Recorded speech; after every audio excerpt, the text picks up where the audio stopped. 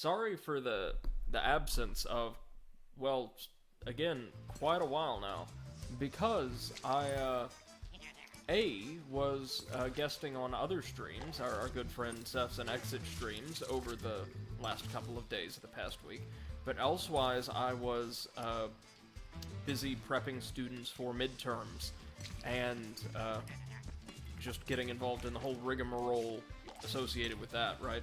It's typically a really hectic time, whether to be a student or like a teaching assistant, or both in my case, around midterms, but it's much, much, much worse due to the distance learning thing. But we are back now, finally, and hopefully I'll be able to stream today, Friday, and then over the weekend. So we're going to be playing some more Crash 3, or Crash 4, listen to me, and hopefully making a ton of progress today. Give me 1 second, just to change the stream title, and we'll be good to go.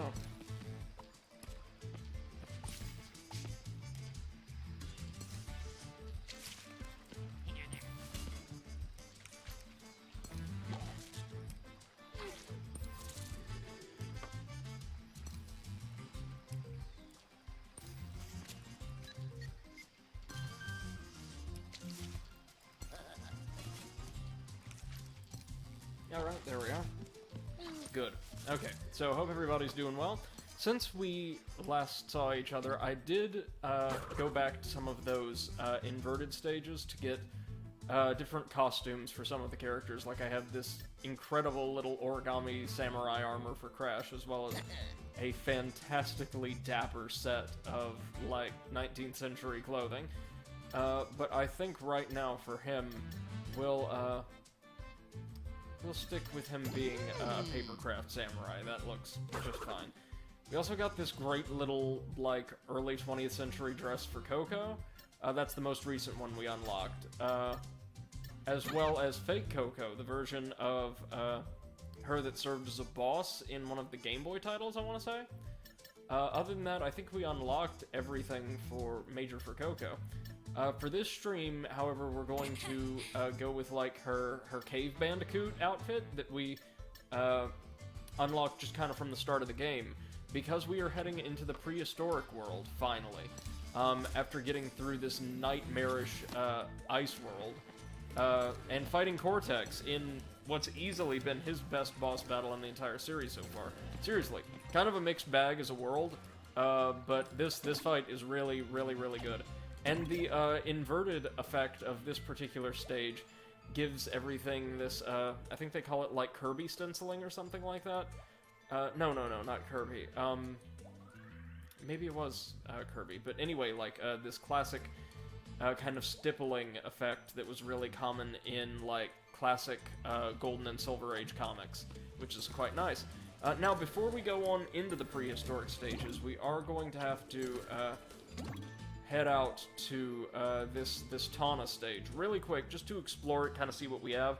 I'm certain this is going to end with her lowering that massive nitro-laden platform just before the bear riding segment.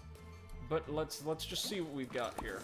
Oh, and then, just because I'm obsessive, we may go back to one of the earlier stages and play its inverted form, just to try to get one of the outfits for this world. But that's a may. We may do. Now I have to remember, because it's been ages, or feels like it has been since I played the game. This stage I remember being pretty hard, but that was mostly the bonus stage, I want to say. So hopefully we'll dodge that.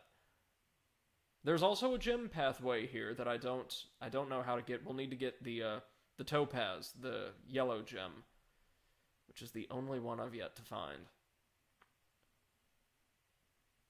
If we can find it here, that means it's either in this world or in the Bayou world, one or the other.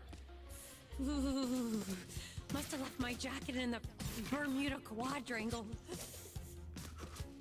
Okay. Now, can she just, like, rip the drones out of the air? No, but she can take out the controllers remotely, which is just as good.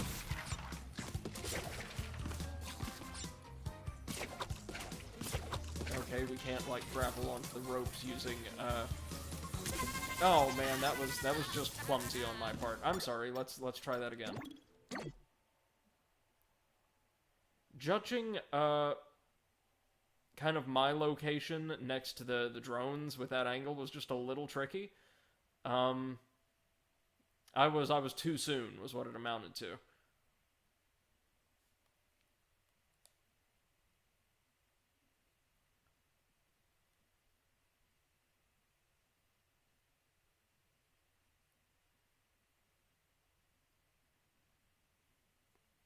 So this game's been very, very well received based on what I've seen. Like, Destructoid gave it a 9 out of 10. I think a lot of other scores have been similarly glowing, and it deserves it, right? I mean, this has clearly had a whole lot of thought and, like, love and care put into it.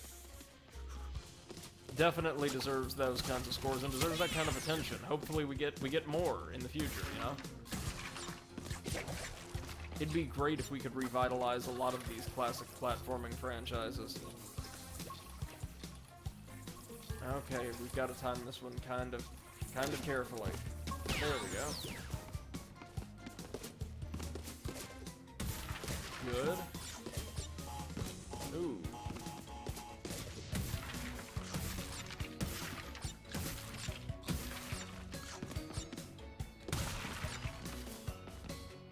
Can we manage this? Or yeah, hey, we can. Nice, very nice. So it's these rope jumps that are going to be the real obstacle here, at least in this part of the stage, it seems. Okay.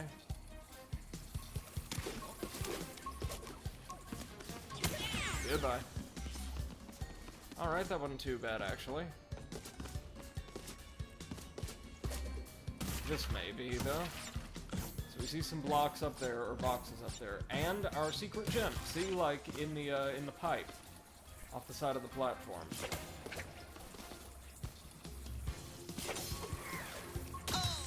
There we go. Ooh, electrified jump panels. Let's just take care of them while we can. What? And that's a start from the beginning, I see. Okay.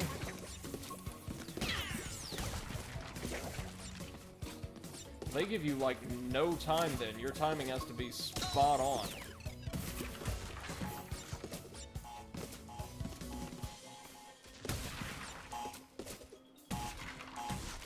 What? Now they go up? Oh, alright. I'm not entirely sure what the difference was there. Okay, let's try this one again. Wait, does she get... Oh, I was about to say, does she get a triple jump? But no, it just seems like you get, a brand new double jump after disconnecting from a rope. If that makes sense.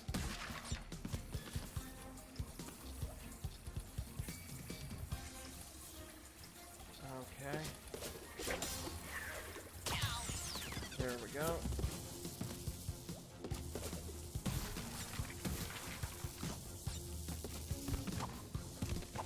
Oh, that was tight, Please but let we the made it. next world be a beach world. Sunshine and sand, drinks with mini umbrellas.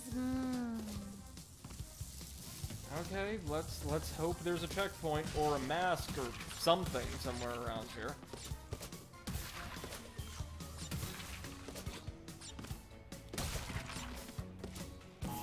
Or not, you know, that's...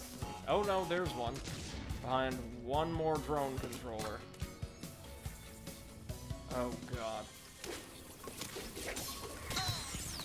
There we go. So now we've got a side-scrolling section, and whew. Okay.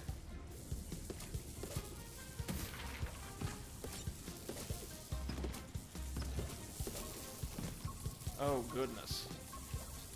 So first things first, we might be able to get rid of him. Or not. Oh, really?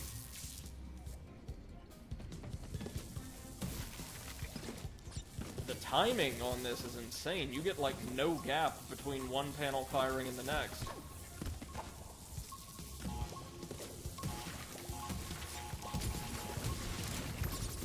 are.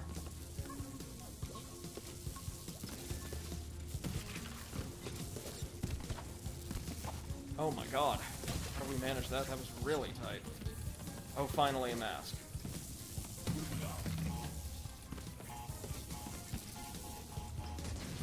Well, it's clear what the gimmick is here, right? Like, just platforming on crack.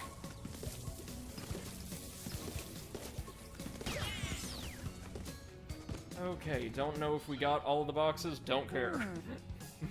Not there, anyway. And yep, that's the change we effect in the main timeline. Or that's rather the effect we have. Oh, well, that was awful.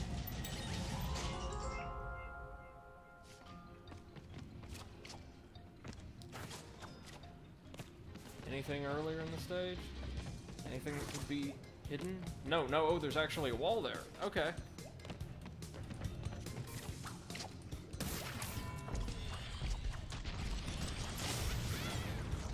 Perfect. Nice. Now we've destroyed Cortex's lab. And it's almost bear sledding time, isn't it? Yep. Or bear riding time, I should say. Oh, how I missed this! Oh wait, we've got a bonus stage. A new one, maybe? Was this here originally? Oh, I think it was, actually. Yeah, it was. Oy. It's been made even tougher, though.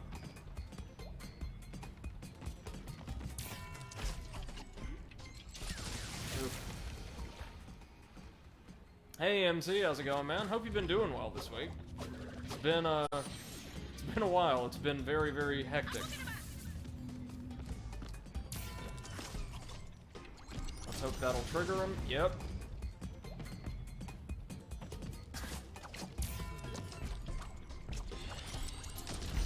Oh! These bonus stages are the ones that use the time-stopping mask are actually very tricky.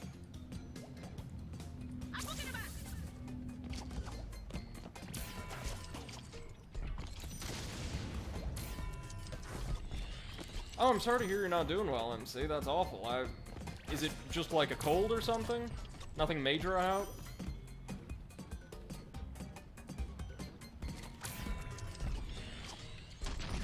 Oh, Okay, so it seems like you don't die if you make contact with one of the iron blocks moving upwards.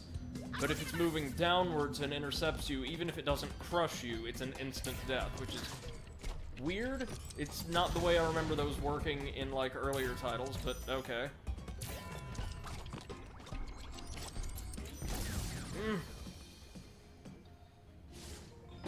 Alright, MC, I got you, man. Oh. Gosh.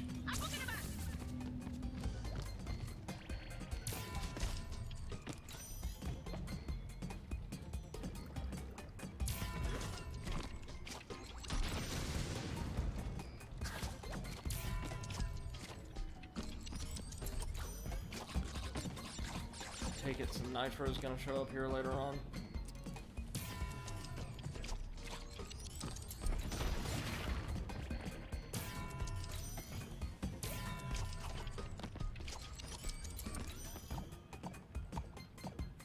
First things first, is this even something we want to do right now?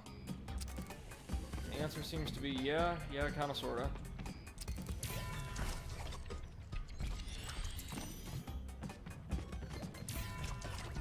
Oh.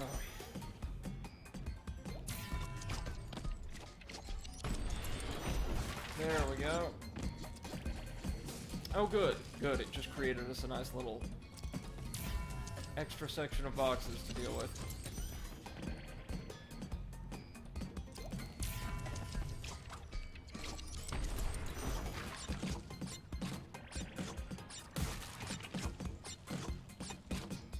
There we go, nice and easy.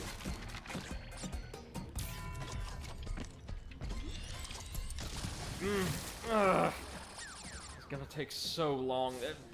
The one complaint I'll have, or consistent complaint I've had, is some of the bonus stages seem to require so much precision, they take ages for what are supposed to be little side paths, within levels. Like, for most of the original trilogy, the bonus stages could be tricky, but usually they were a little short or simple. These seem to want you to backtrack or, like, hit trigger boxes and then go clear, outline crates all the time.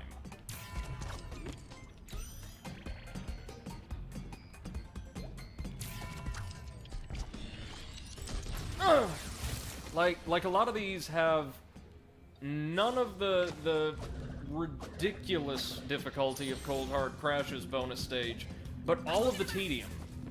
The main stages are great, but we spend so much time here. So much time here.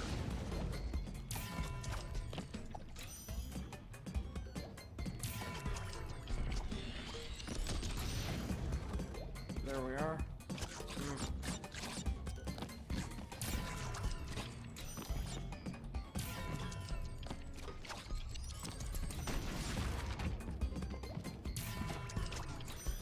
I hate these blocks.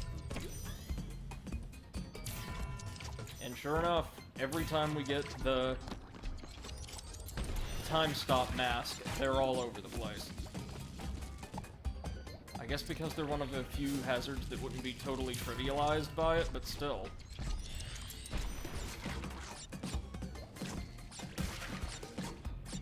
We had those, like, falling ice chunk platforms in the first couple of stages in this world. I thought those were kind of nice to navigate with this mask.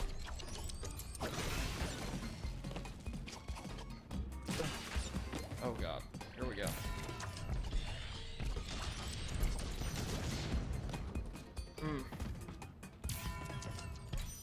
Oh god, how are we gonna...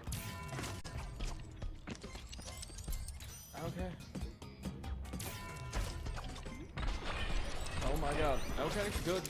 There's no way we're getting all the boxes our first run through this stage, but we've got that much down, and we can get the Woompa gems.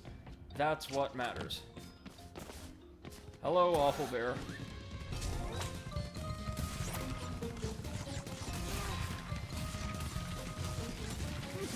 Oh my god.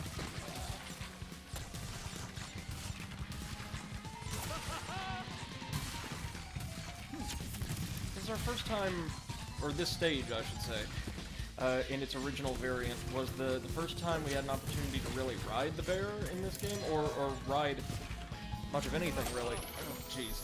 And, not entirely sure how it feels compared to the original trilogy. First off, it's quite difficult for me to remember exactly how that one worked, but this one feels harder to control in the fine sense, but it's a fair bit slower.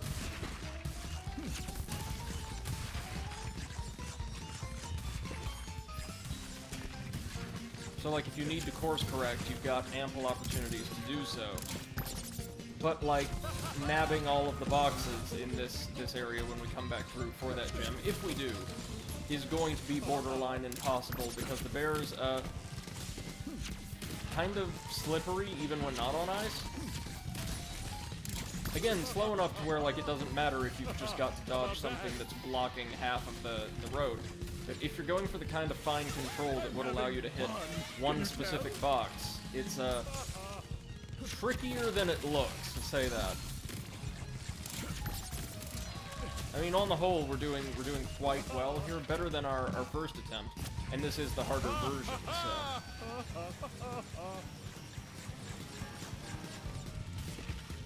Also, we cannot jump while we're on ice. We can only, like, slide around.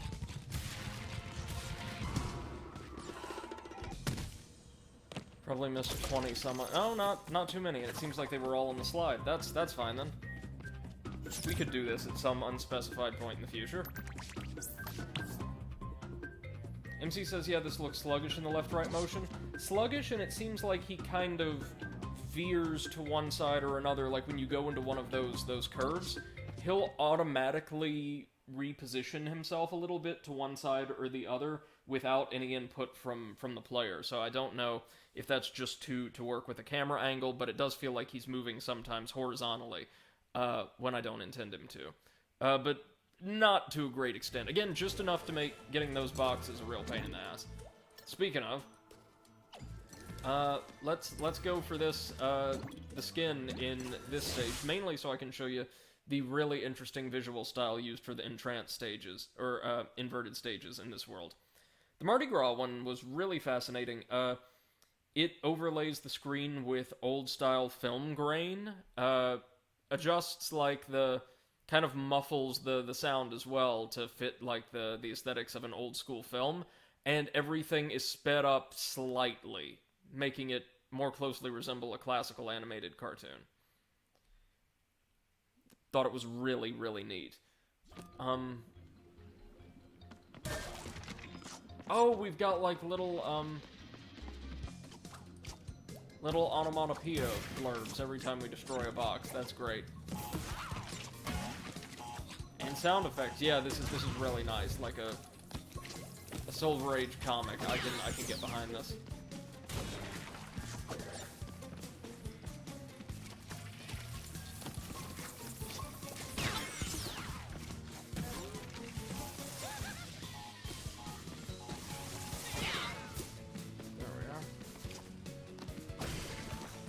Oh, right, I forgot how long this stage is. The answer, very, very, very long. After this, we can take on the prehistoric stage, where I presume our final mask will be the green mask. If the box art and promo art's anything to go by. I honestly have no idea what that one will do. The one power they showed off really extensively in, like, the little promo stuff that I saw was the time stop ability that we got from the Bayou.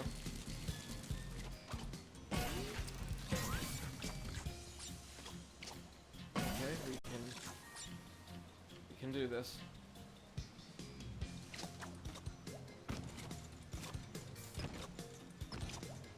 Easy, easy, easy. Good. Do I see some red boxes back there?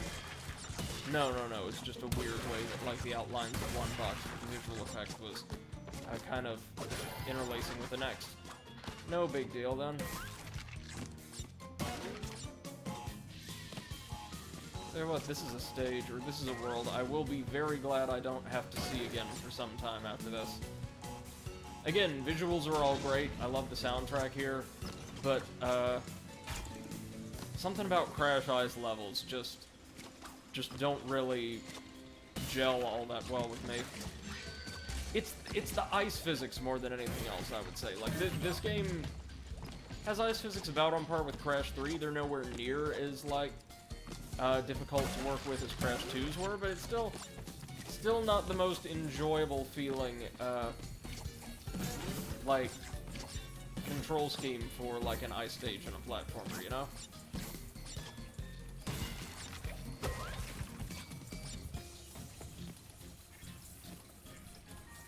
I do really like the contrast of, like, the oranges and greens of Cortex's stuff with all of the, beautiful natural blues of the cavern. Oh. Oh, they damage us even if, like, their searchlight hits us. Okay. Oh, that was stupid, stupid, stupid.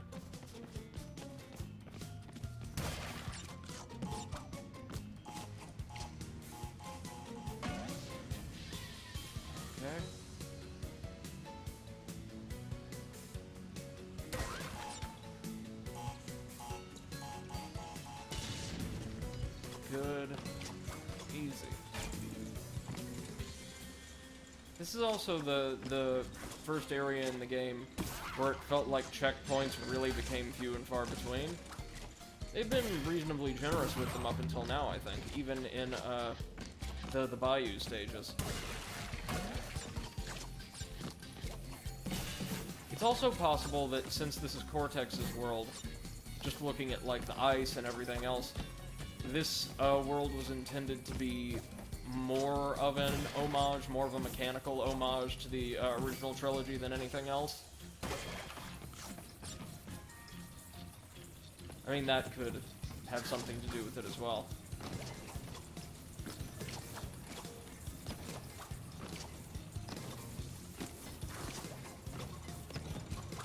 Yeah, there's that gem platform again. Not entirely sure what the gem is. It's gotta be either in the bayou or an earlier stage in this world.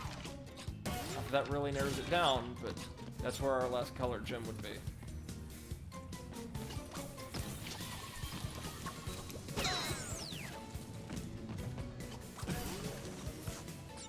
Let's keep our eyes peeled for that hidden gem. They're always in different locations in the inverted stages.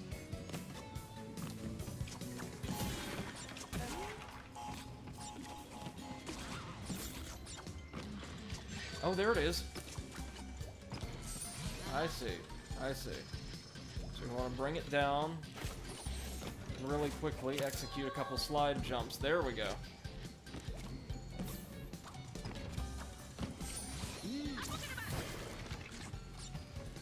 Oh, right. More falling ice platforms. Again, I do like these. I really do.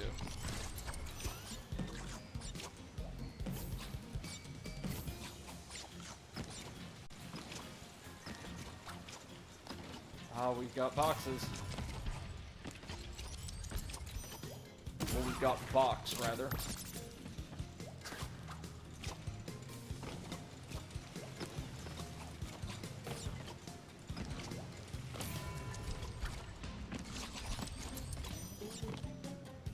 Oh, and now we've got Nitro Box.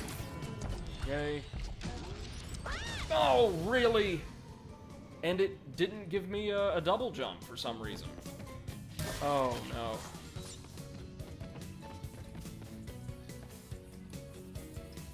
Damn, but there ain't a lot of checkpoints in this stage.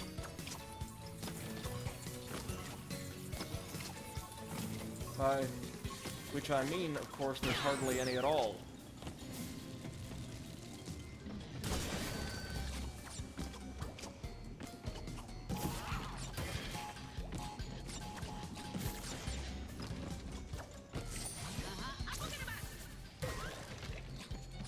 Okay, let's try this again.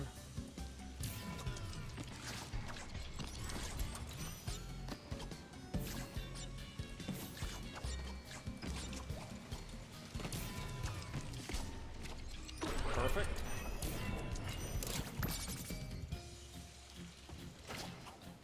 We just have to make it back across.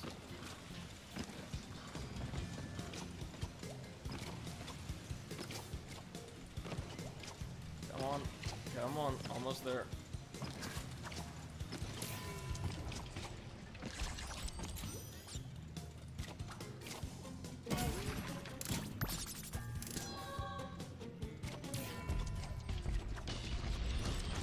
There we go, that's more like it. Now we're almost to, the bonus and, bear riding segments. Just barely make that, but that is a great looking set piece, isn't it? Oh, how I've missed this! Well, if we want all of those gems, we probably need to head over here. Alright, let's see. Can old Brady do this yet again? I should have seen that coming.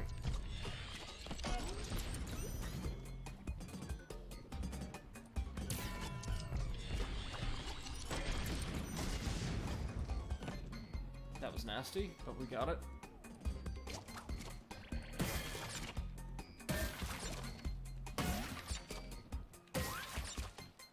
Okay, so there's nothing we actually have to come back for. That's good. Let's hope I can make that. Probably not,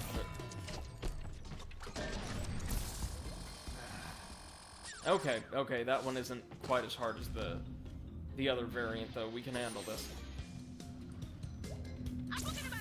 And given how many, like, golden berries there are here, just a ton of progress towards those second and third, I guess we'll just call them berry gems for now.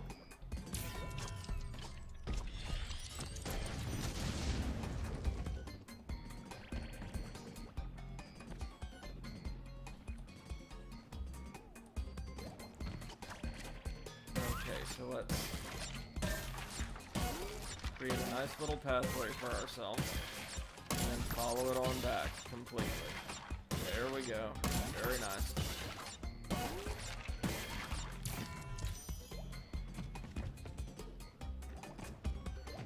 So what we can also do is slide, set up the bridge, and get the treasures over this way. And now we can trigger that nitro box and just sprint right off to the bridge. Perfect. Nice and safe. Much better than that first run.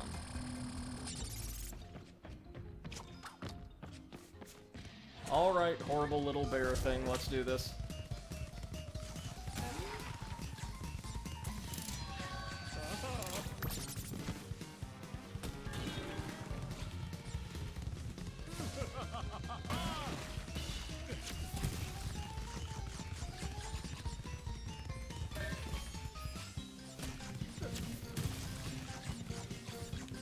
Ooh man, so many of these boxes are in really hazardous locations this time around. More than were in the Tawna run, I think.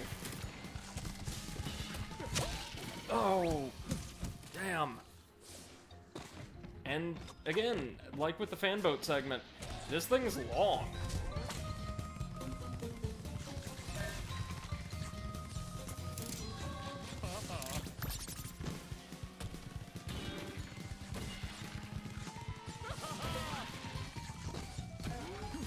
Okay, we got this. Just don't get reckless. Follow the berries.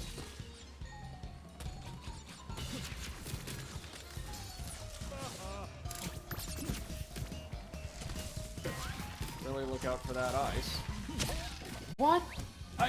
I was hammering the jump button. You could probably hear it, in fact. I don't know what's going on there. I swear I don't. It doesn't seem like breaking boxes prohibits the character from jumping for a time or anything like that, so I honestly don't know what's happening there.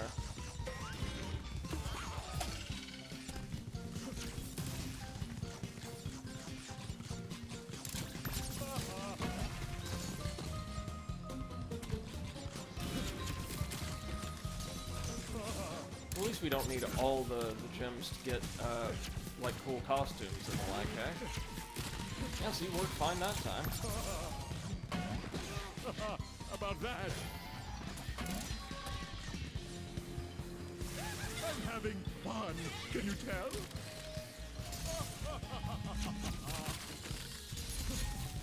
Oh, the tape is in the inverted stage as well. Didn't know that.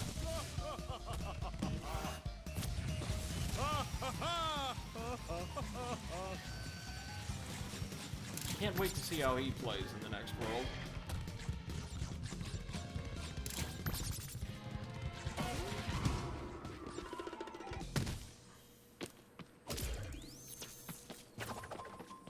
Alright, did we get enough for the 3 gems? Yes, we did.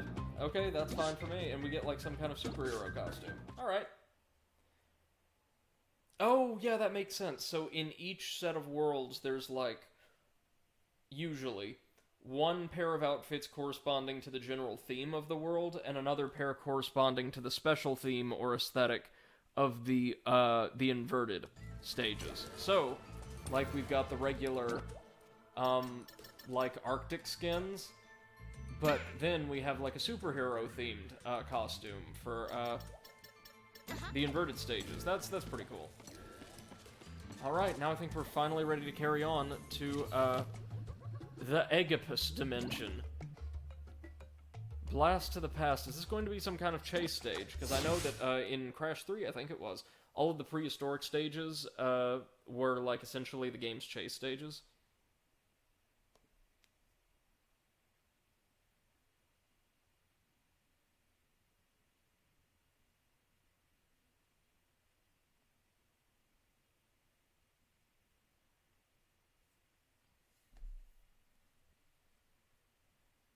Alright, let's see what we've got.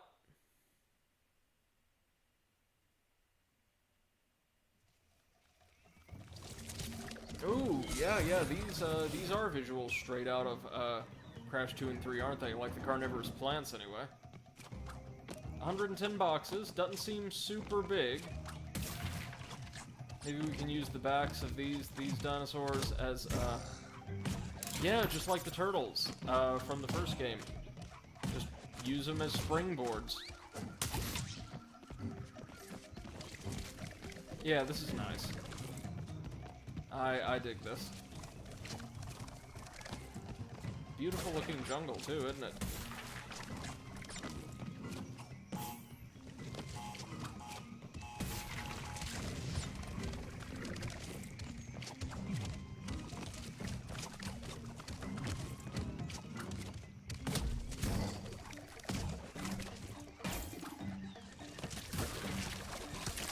What? Thought you could maybe jump over that, but apparently not. You just need, like, picture-perfect timing.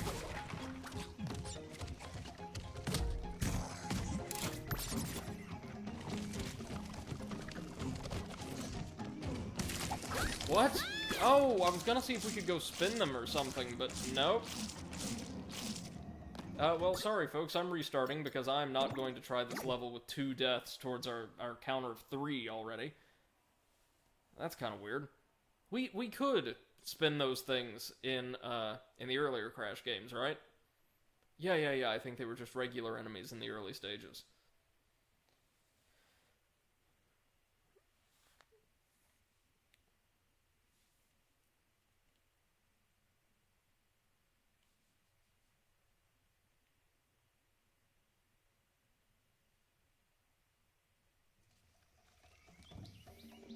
Okay.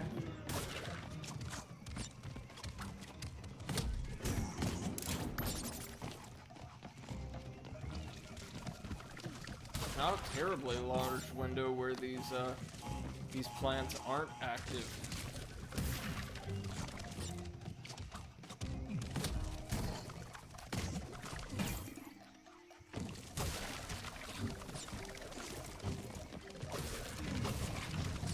Okay, there's one more. These things are the worst. Looks like we're about to come out into a more open area. Oh, I see you. Sneaky. Barely, but I see you.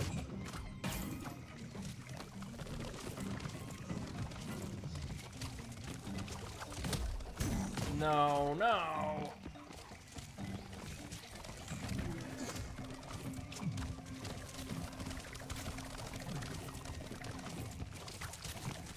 Whew.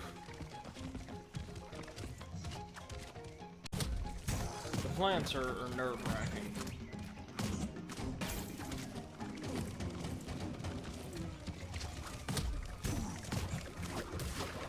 There it is. Great. Oh. That's interesting.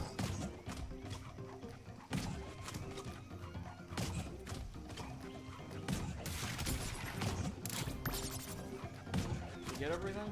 Looks like it. I cannot. Oh no. Oh, it's a checkpoint immediately before a grinding rail. Well, we know what we'll be doing for the next half hour.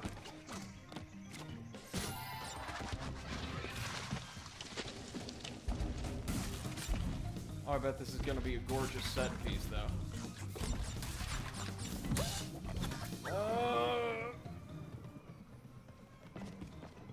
I'm so bad at the rail grinding in this game. I mean, to be fair, it seems to demand, like, picture-perfect reflexes from the jump, but still.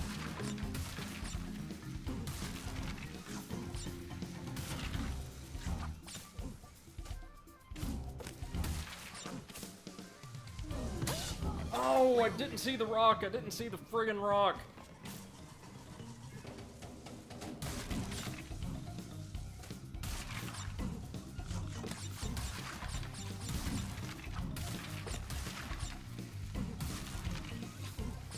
looks like we'll be running around down there on the igneous rock in a bit. What? I cleared that, didn't I?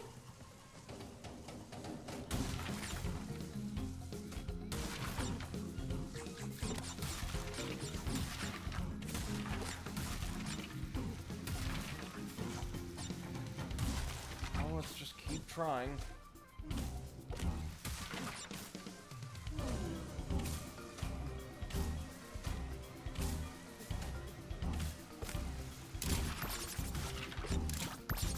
There we go.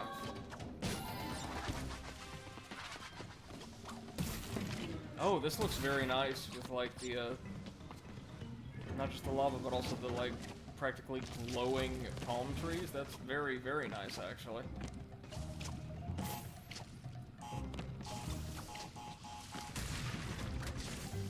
Okay. More than a little perilous.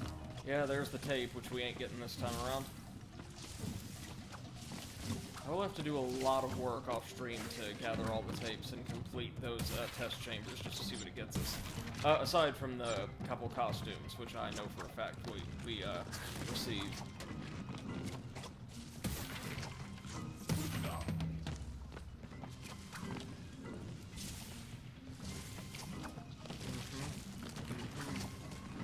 Good.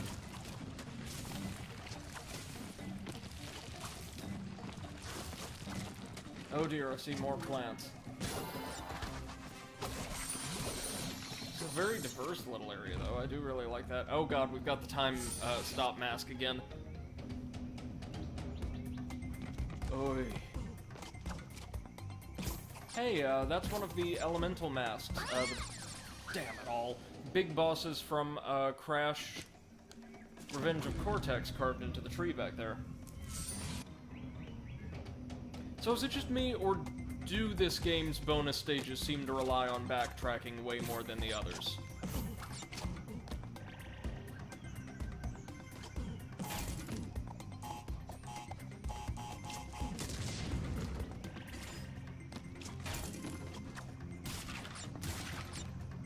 Oh! Ugh. Do we get the time stop mask in here? I don't think we do.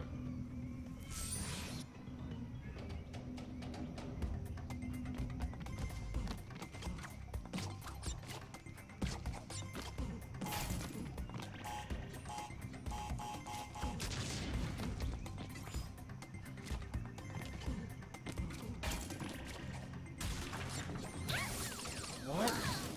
Oh, they all disappear at a different rate. Yeah.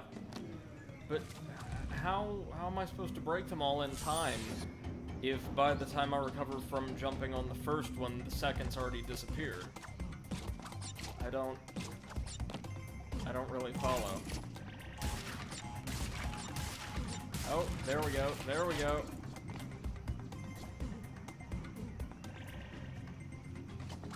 Let's see what happens if we fire off the second one.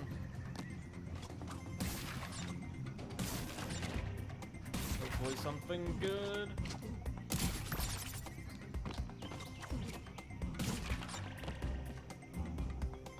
Oh, I see.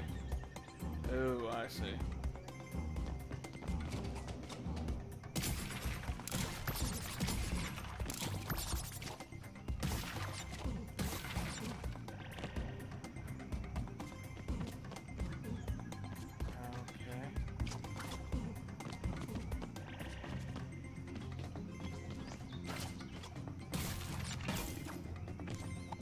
Yep, that's exactly what I thought.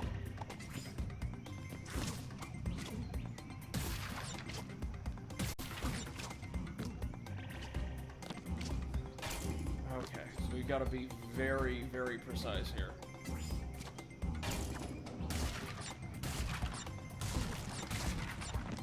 And we were! Nice. Okay, that's good. That's good stuff.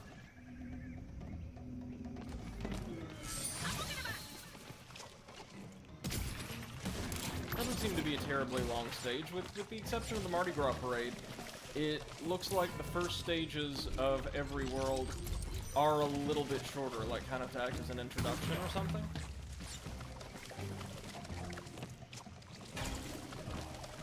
3 boxes back there. Then we've got these.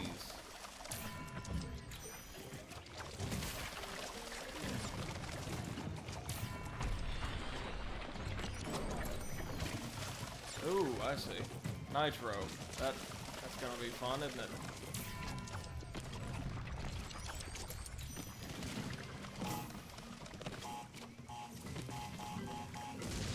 Yeah, we may almost be done here, in fact.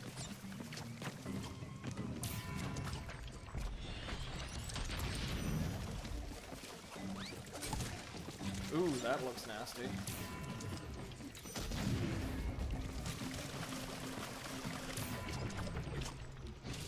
Oh, god damn it!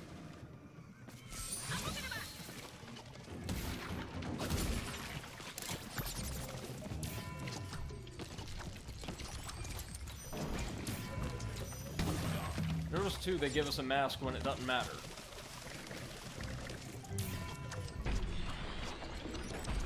I'm pretty sure certain the plants would count as one-hit kills. I could be wrong. I'd love to be wrong, but let's get them. I'm enjoying this way more than I did the ice stages, though. This is a pretty good level.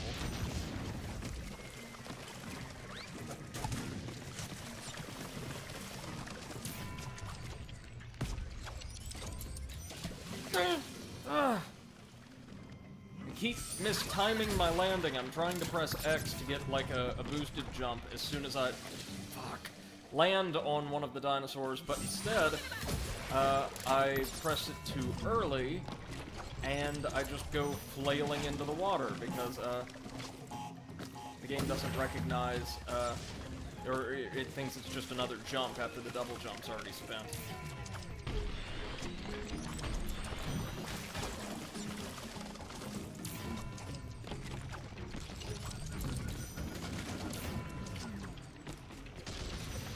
There we go. Nice and easy.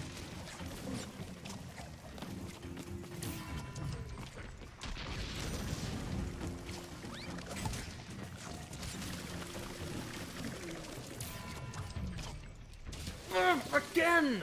What?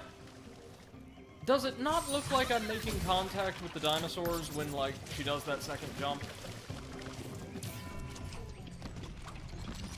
Does it not look like their hitboxes are a little off? It's like I've not had that trouble bouncing off of anything else in the game. Not like that.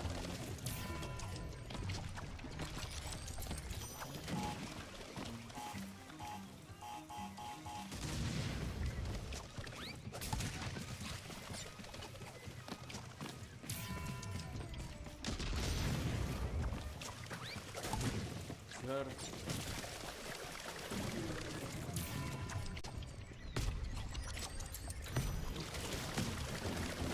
Okay, we can actually hover between them. Okay, I thought the plants were actually covering that, or covering the dinosaurs.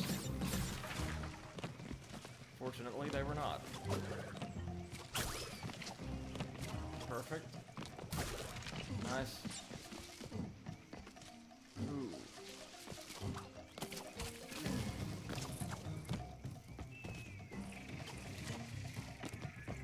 It's a gorgeous looking environment. I really, really like the backdrops.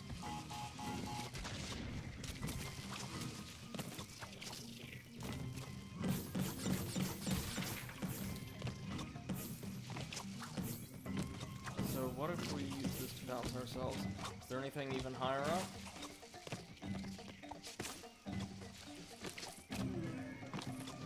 That doesn't appear to be. Let's hope I'm right.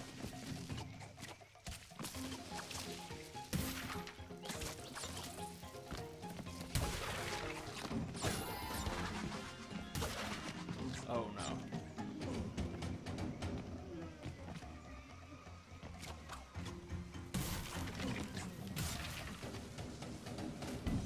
Oh, here we go again. Let me know if it looks like I'm missing any boxes here, because I may well do. Oh, we missed the secret gem, damn it. Is something following us? Something's definitely following us. Oh, that was pretty good, honestly. I could easily see that going a lot worse.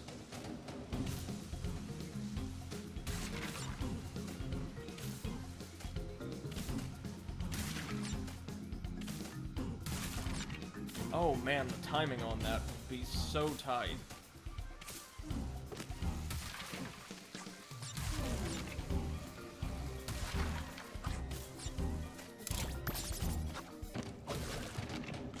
Did we make it? Hey, we actually did all the boxes. Nice. Hey, Exit. Hope you're doing well, man. Sorry I couldn't make it to the Day of the Tentacle stream, but less than 2 hours. Wow, nice. Up until, let me see, literally about 53 minutes ago, I was, like, panicking, helping, desperate students study for a midterm. That's, not gonna be easy.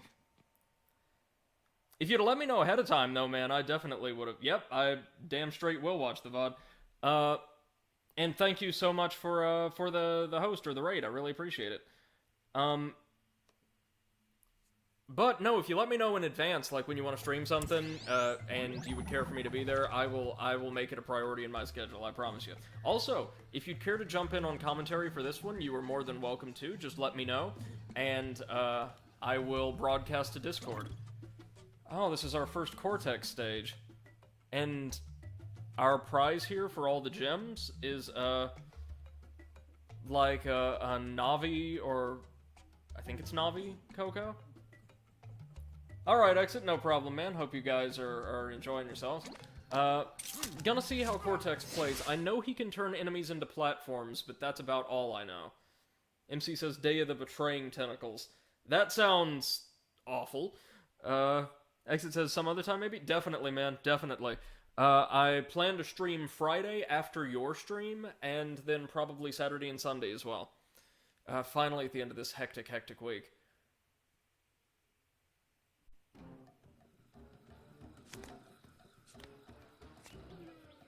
Let's see how these prehistoric Absolutely predators love like the way my Cortex was blasters' redesigned new for this game. settings. So, Cortex was playable in Crash Twinsanity, which is one of my favorite childhood platformers. And his gameplay was based entirely around his blaster, which made him an insanely powerful character who wasn't quite as nimble as Crash. That was kind of the trade-off.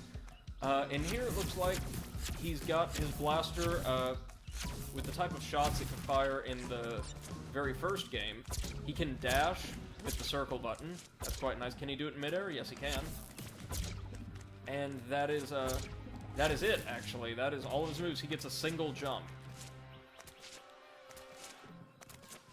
which is going to make platforming kind of interesting.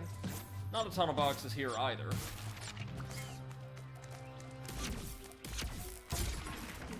Oh, hello, box. I do like the ranged option. So, by hitting someone with that, yeah, he can turn his enemies into platforms. Laughs when I added blockification. Well, who's laughing now? Me. Oh, I love Cortex. He's such a great character.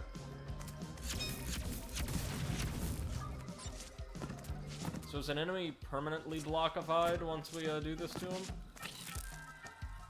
So, that could be pretty nice.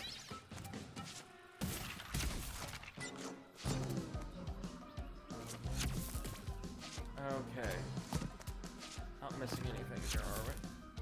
Can we de-blockify them? Oh wait, no. Regular block. Bouncy block.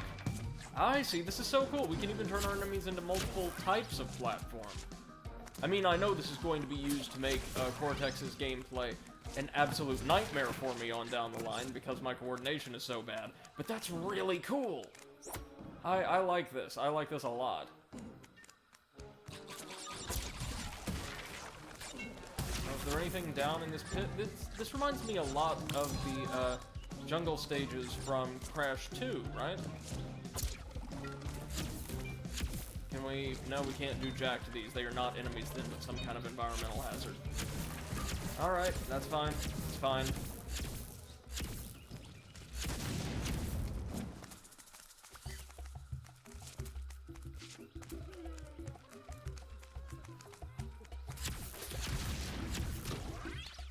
Oh, now one thing I would love to hear the community's stance on is what we should play next, or like what major game we should play next. I'm probably going to do a couple little things like our dear friend Seth has been asking me to play an adventure game called Little Misfortune, which I will do if I'm able to stream it.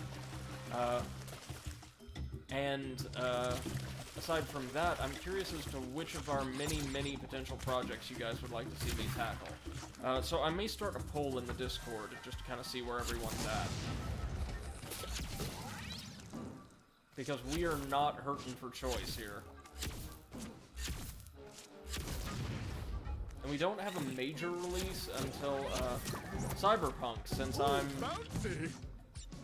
not going to be able to get a PS5 near the launch window if pre-orders continue to be as evasive as they have been.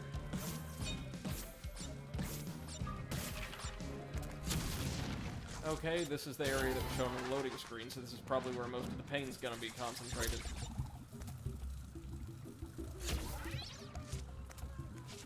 Okay, that's fine.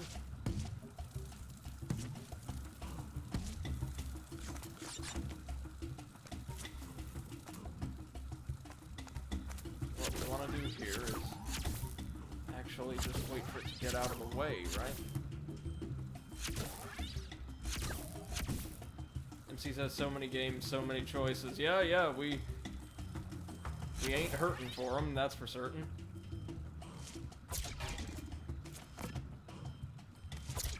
That gave us all of these lovely blocks.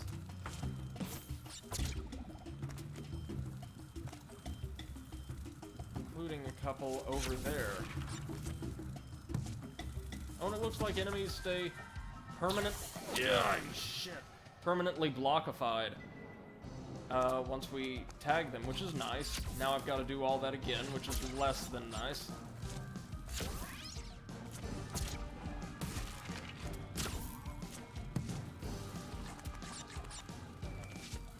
So we want to wait till it's out of the way, and convert it to a block.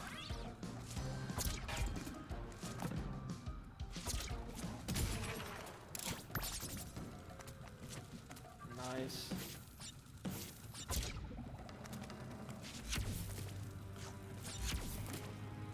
I don't think there were any others we missed, right? No, that appears to be it.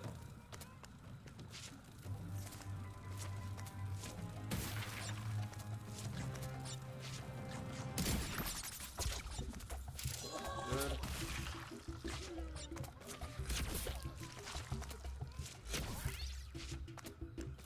Oh, we're going to need some help getting up to that crate now, thanks to you, Mr. Plant. So, there we go.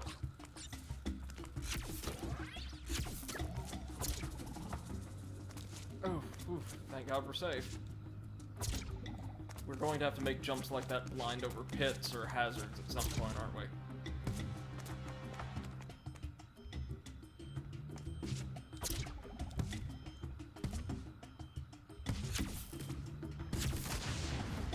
Good.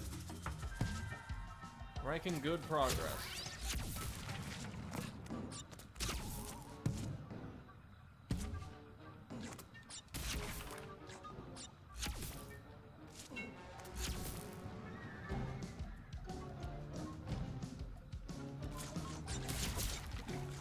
Okay, nice. Now, we want to be sure we can tag the next box. Oh, so close. Not the safest way to do this, I know.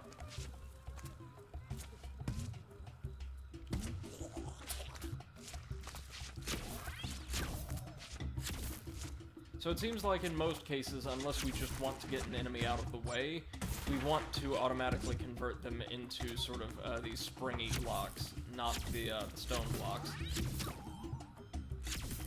let's wait until you're... Yeah. Now we get to move on to that volcano in the background. Nice. Ooh, I've never tried a volcano lair. Do good guys have volcano lairs? Much to learn. Ah, Cortex is a great character, always has been.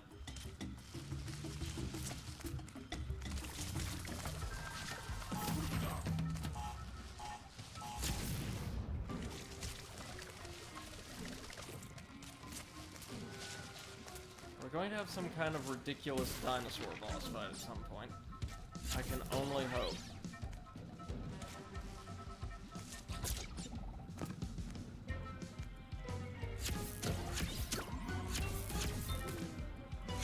Oh, come on. Come on.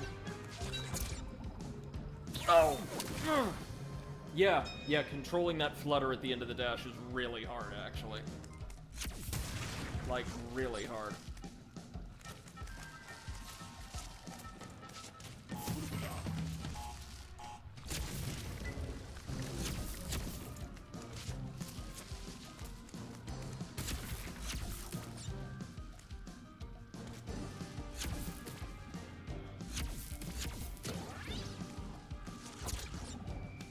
Oh, god damn. It's so brief. You get like half a second to reposition yourself.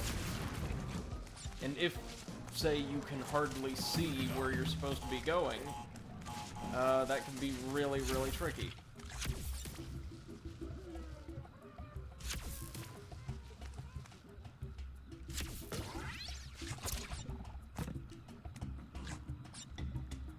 I think the idea is maybe using the Wumpa fruit to line yourself and the enemies up. And yeah, that worked by and large, but we're kind of stuck now. Great.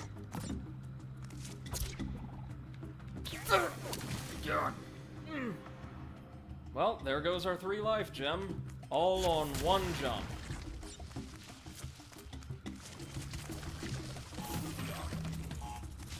I really like the Crash games, but I don't think I've ever found any that irritate me in quite this way.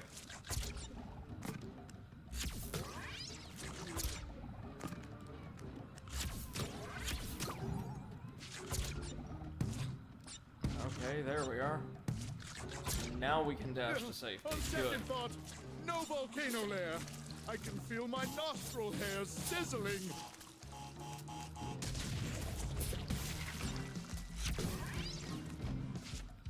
Yeah, might as well see if there's anything we can do up here. No. We're almost home free, though.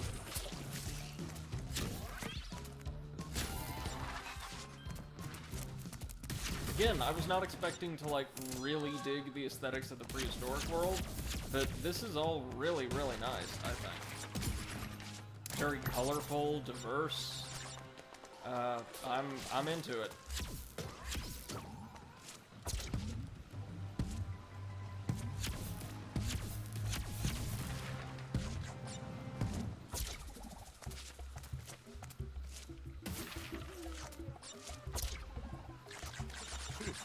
Haven't seen mushrooms that big since I left the Gigantizotron running overnight.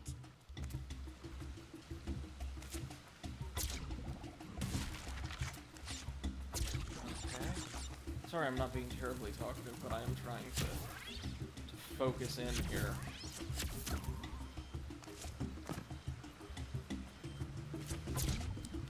Okay, you can also, you don't have to be above a bounce platform to actually activate it. Looks like all you gotta do is dash into it. Not like that! Okay, they both need to be bouncy platforms. Lord. Let's hope and pray we can get all those boxes, though, huh? There's a ton of them in this section, so we might be able to make it.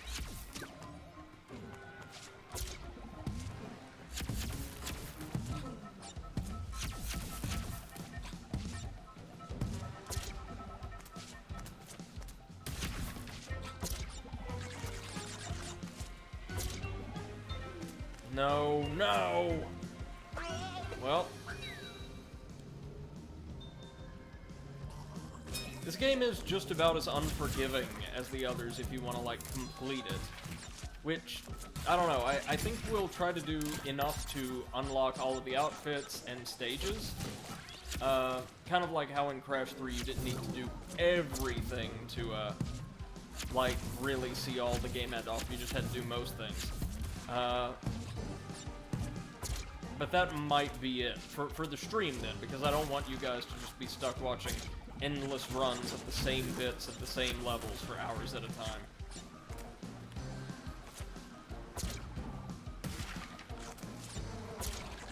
There we are.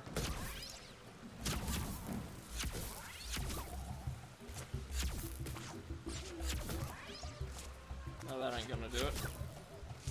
MC says it's a game that's faithful. In its design, at least, yeah. I'm not entirely sure, and the jury's out. I'm not saying it's a good thing or a bad thing. It's just been something I've been thinking on. I'm not sure whether the stages being... Fuck! So, okay, you can dash into a bouncing platform, but only if you hit it diagonally, kind of closer to its top than its midsection. Whatever.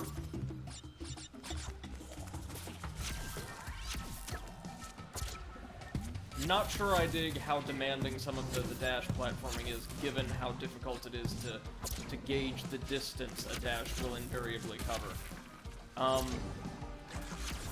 But the length of the levels makes it considerably harder to actually complete a lot of the objectives, like, say, destroying every box in one run. But it doesn't seem like the numbers, say, or the impact of gems and the like has been adjusted to compensate for that, in the least. So it's like, yeah, I don't know if the collectathon aspect is harmed by the levels being as long as they are, and the criteria still being as strict as they were in the earlier games. I would say the longer levels are great. I prefer having longer levels in a game like this. I love that they integrate a bunch of different set pieces and even like environmental motifs in within each stage. But I do wish then I didn't have to do, like, you know, these 4 or 5 specific tasks near perfectly in order to get the gems I would need for completion, if those levels are going to be much longer.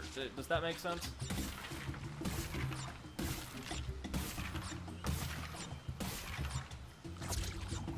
Like, because if you missed a criterion to get a gem in, like, Crash 2 or 3, it'd be no big deal, right? You could just, hold on, and we'll just, there we go.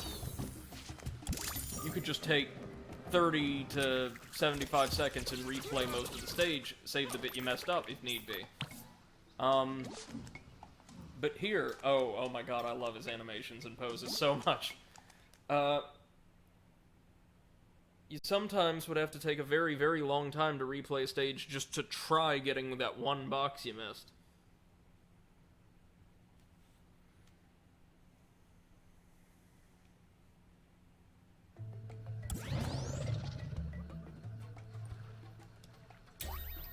Ooh, we've got a Cortex stage in the ice world, of course. That makes sense. Oh, and then a proper chase stage to conclude this with, a balloon animal crash skin? What on earth is that? Oh, God, look at that style. Ugh. That's a very interesting looking, inverted palette. Let's see what's going on with Cortex really quick.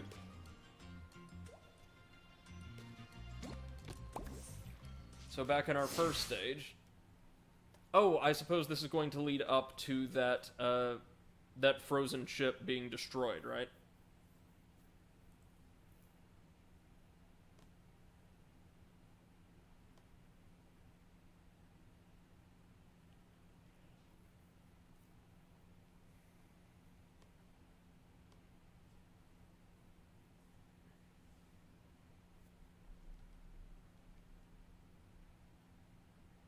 Let's do this.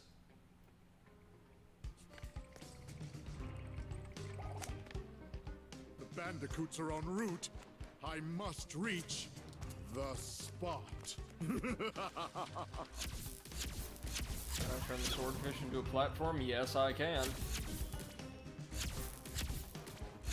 Come on now. Come on. Thank you.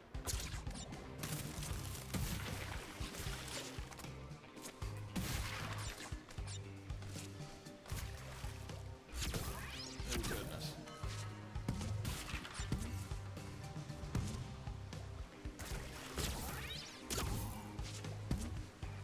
Okay, we can manage.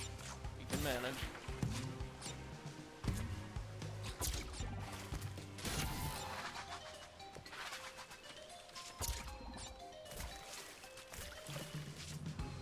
He says this gameplay is hard, but I dig it.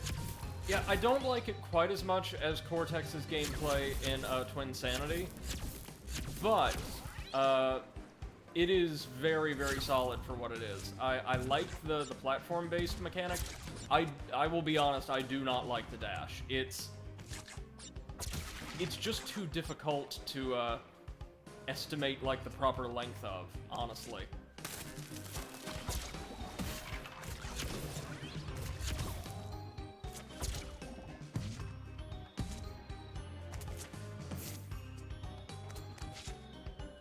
The rest of his gameplay or his controls actually do feel very, very nice, I must say.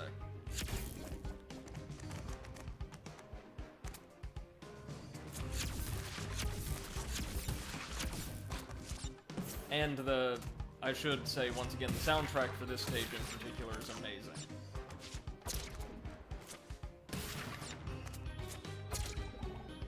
Oh, hello.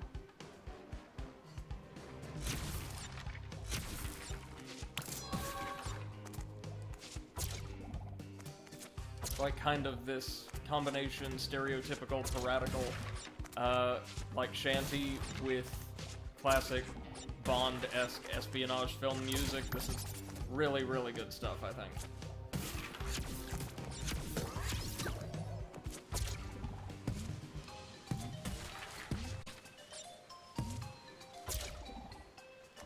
On a cold winter's night, There's have a yourself checkpoint. A bite of Bandicoot stew. I do appreciate, like, the Wumpa trails to help guide us. Oh my god.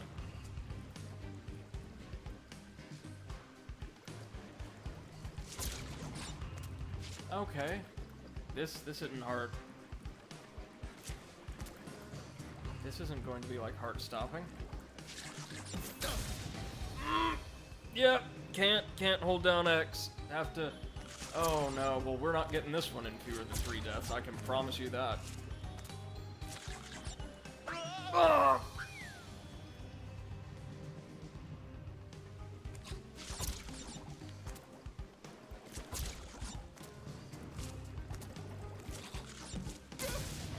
What? Oh, okay, so not only can we not hold down X, again, 3 lives in the same spot, that's great. We have to dash at a very particular point. Ugh. Oh, no. Well, at least we know what a lot of the boxes are gonna be, eh?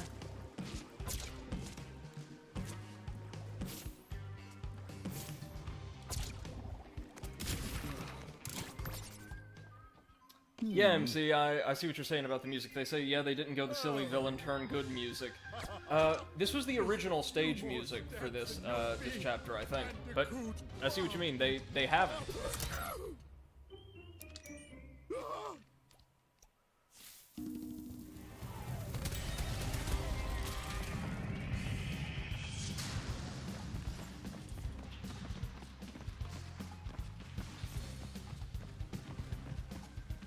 And will we get a chance to detonate that nitro toward the end of the stage? I hope it still counts, you know? Should, I mean.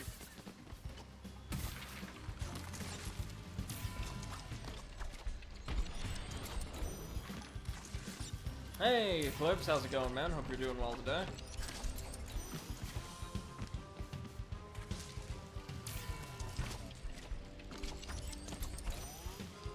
Oh, shit. Well, there goes our gem, again. God almighty, this game can get hard. Never feels quite as unfair as, like, Crash 2 or Crash 1 did in their worst moments. But, man, is it brutal. What?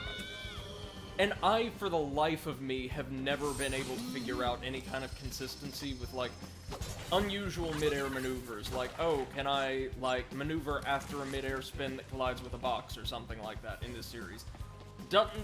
I shouldn't say it doesn't seem consistent, it's that it always seems very situational. I'm doing alright, Eclipse, thanks for asking, man. Exhausted, but doing okay.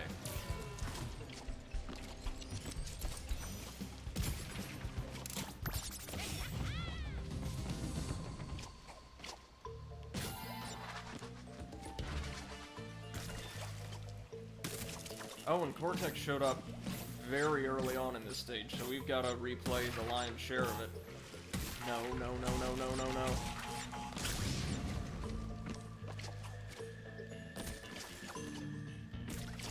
Okay, so we've got question mark block.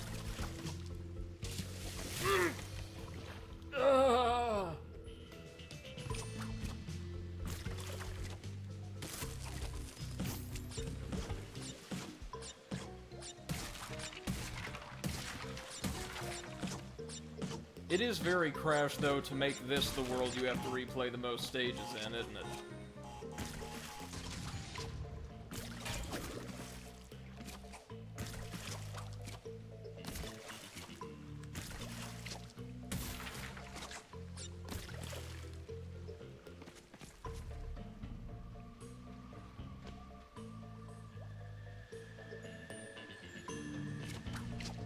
Okay, there's our box. Oh, that's right, the ones that aren't a dark blue, will not cause us to slide. Fuck.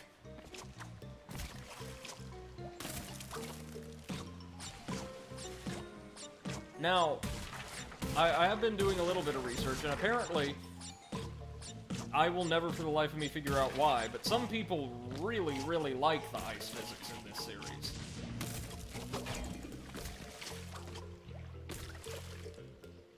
I've never been able to make heads or tails of them myself.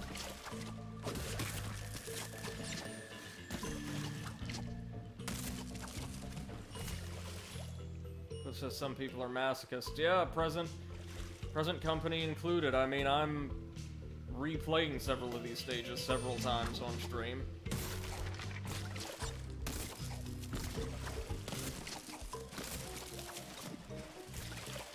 What's over here this time? Whoa. Ho ho ho ho. Okay. Is that it?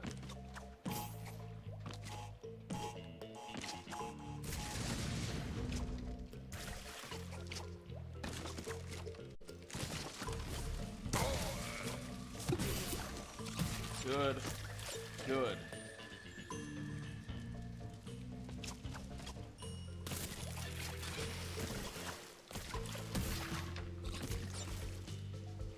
Did we hit everything? Apparently not. Where's our next exclamation block?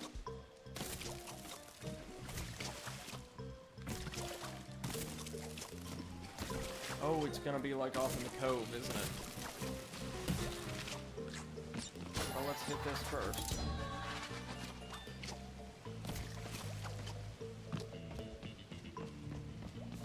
Yep. There it is.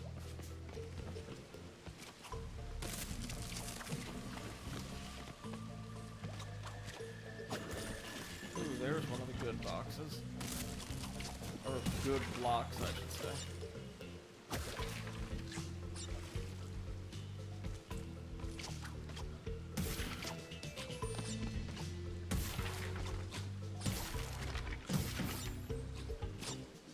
Anything up there? Well, I know there was one box we already broke, but is that it? That could be it. Perfect. And, oh, geez.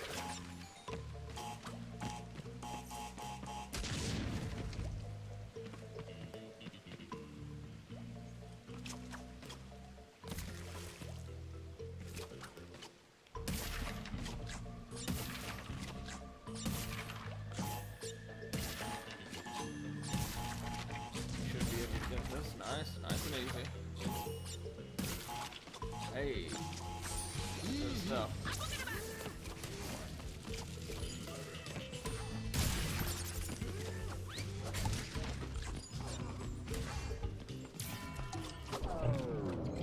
That should get him. Nice.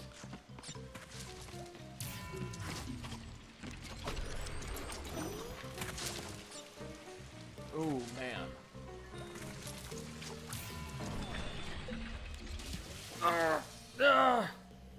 And because we hit the checkpoint, now we've got to go back through and trip all these boxes again.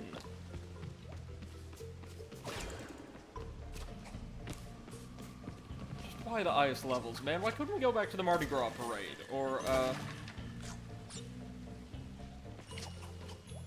those Mad Max style levels, those were cool.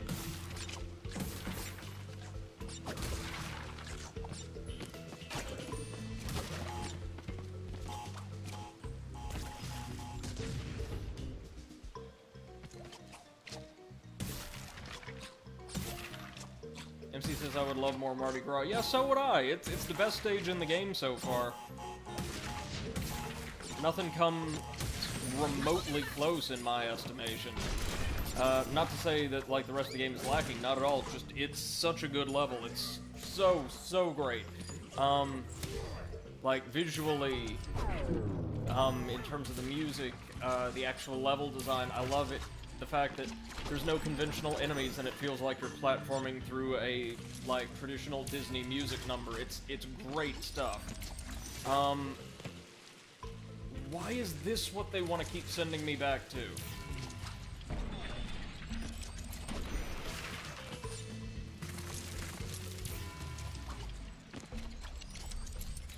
Ah! Friggin' ceiling!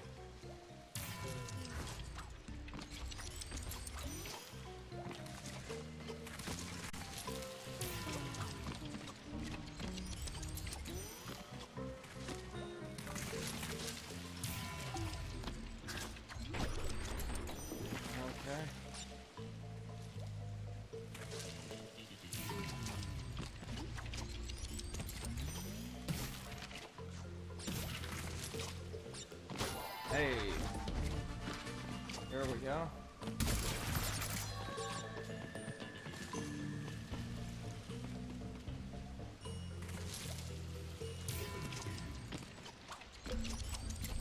Now these may be slick ice, right?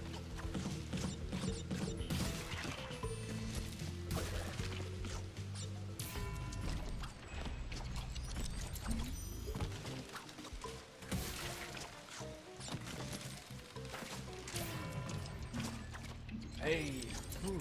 That was tight, but we made it.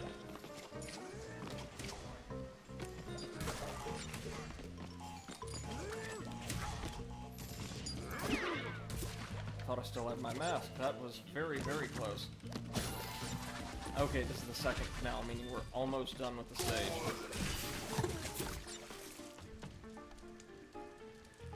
Or should be.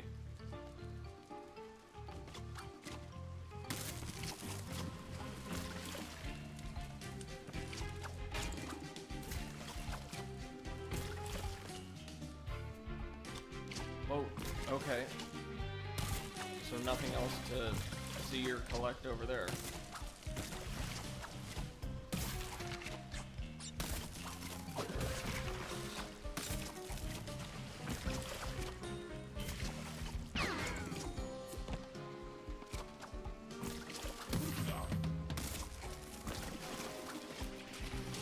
Oh! Ugh. Dodging the like your spatial, or sorry, estimating your spatial orientation on some of these jumps in later stages is honestly really, really, really hard.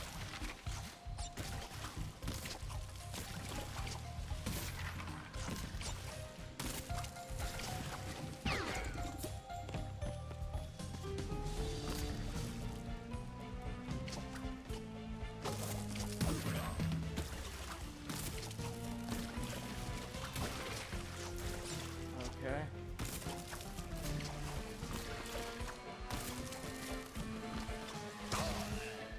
Good. Nope. What do we have?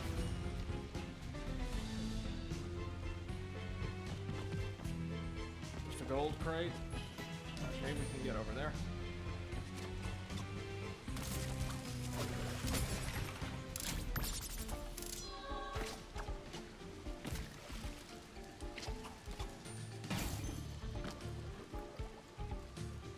Oh, I see.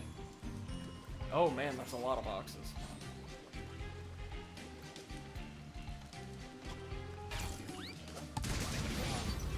Damn it, that was entirely on me.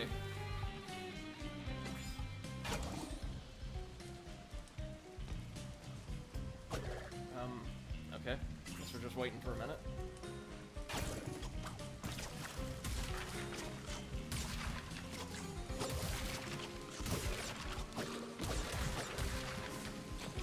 That seems to be everything, right? All we gotta do is make it to the top of the mountain and we're good.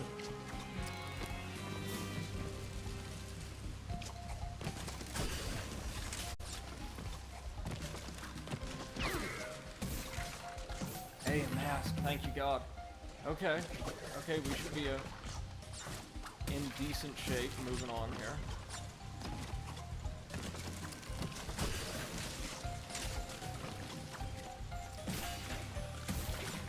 We may be a couple boxes short, like some vortex sections, but that's okay.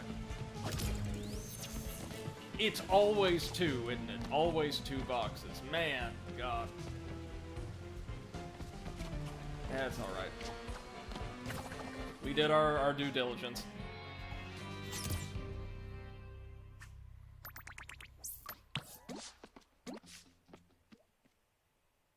MC says you love being too short. It's because I think a lot of the boxes that are hidden away in these stages tend to be in little groups of two. And so that usually means we missed one group of boxes in the whole ordeal. I don't think we missed any in Cortex's stage, or half of the stage. That should have been pretty evident. Okay then, let's go finish off the prehistoric stage with the chase sequence.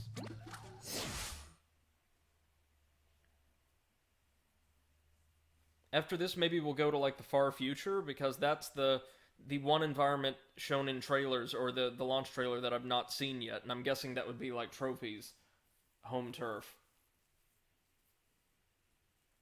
I hope we get a good fight with him in this game, because aesthetically he's such a cool villain, but in Crash 3 he had maybe the easiest, most disappointing fight in the whole game. The clip says, starting a playthrough of Dark Souls 2 so I can bum rush a full strength playthrough to refresh myself for exit. Oh, that's very nice of you, man. I've never managed to, like, content myself with a strength build in Dark Souls, honestly. So it will be good to have someone on hand who's more familiar with the playstyle, because I only know so much. Cliff says, nice till I invade his ass. Alright, if that's how you want to play it, we will happily take you on. Oh, so we can spin those beetles out of the way. Good. This is gorgeous. Look at the color palette here. I love the way, like, the fading sunlight casts the whole area in this sort of ethereal lavender hue. That's really nice.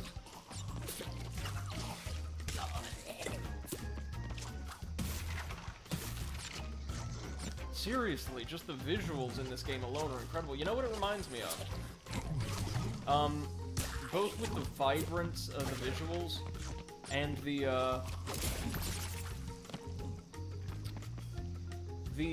unusual level biomes, meaning that, you know, this game, one thing I really appreciate it, and the series as a whole for, is they tend to stay away from the generic, like, desert level, fire level, generally, like, just bland ice or water level tropes that so dominate, like, world design in, like, aesthetic world design in platformers, and, like, so many of these worlds and settings feel kind of unique.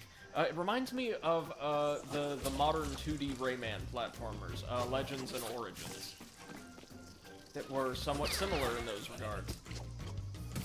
They weren't quite as hard as this, of course, but they were also very, very good. Oh!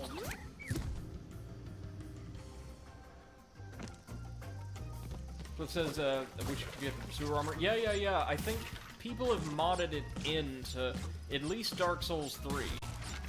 It's kind of strange that you can't get it, to be honest. Because I think Pursuer's the only humanoid... No, you can't get Dragon Rider armor either. I'm sorry, I take that back. At least I don't think you can.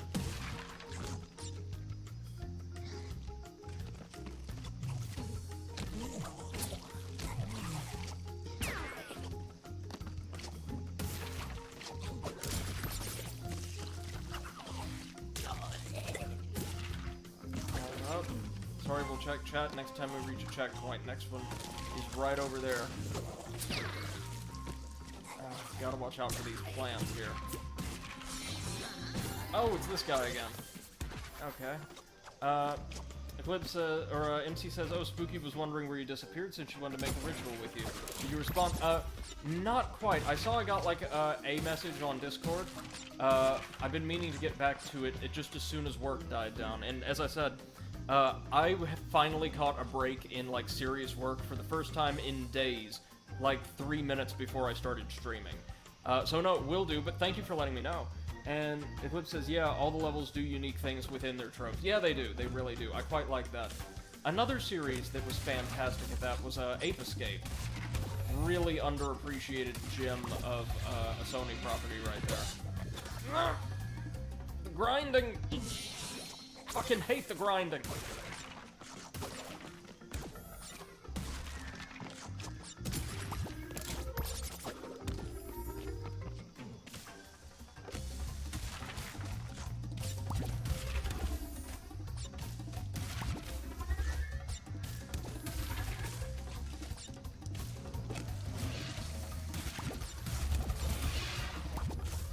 Oh, fuck. That is hard. That is so hard, but we're trying again. We missed one box. We ain't doing that. I'm not gonna be, like, super fastidious about boxes from here on out, but, like, if we're missing one, just one, and I know where that one is, I will feel filthy if I don't tackle it.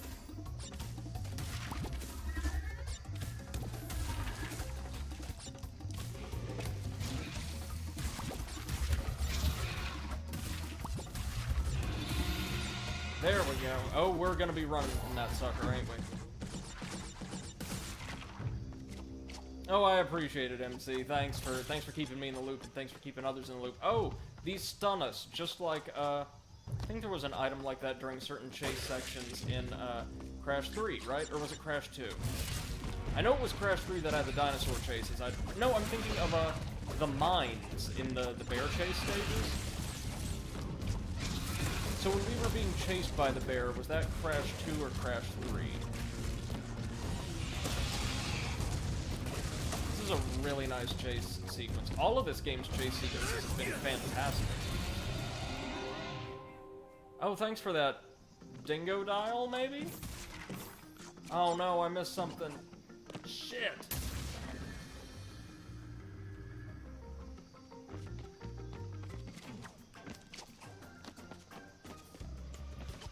Oh, this is gonna be a nightmare.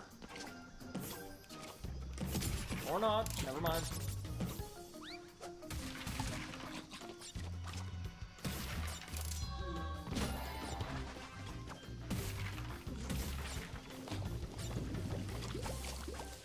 Oh, want to stay away from the gas, no doubt.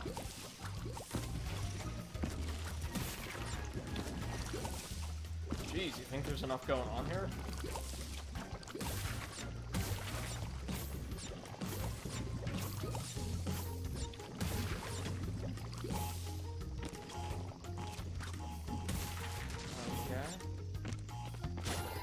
Oh no.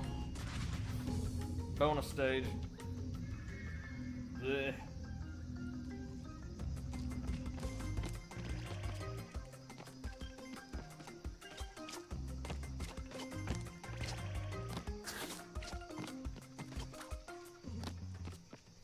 Oh, we're just gonna be creating yet another bouncing block death trap.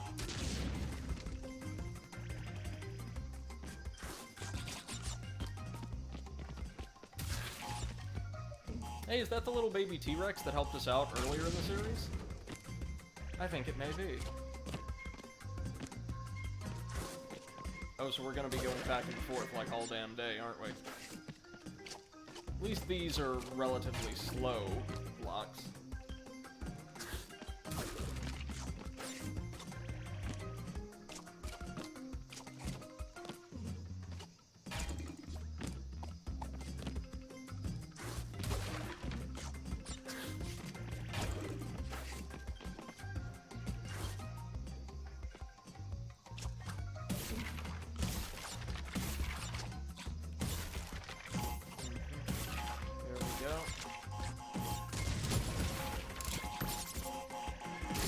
Oh! Piss! That was so close.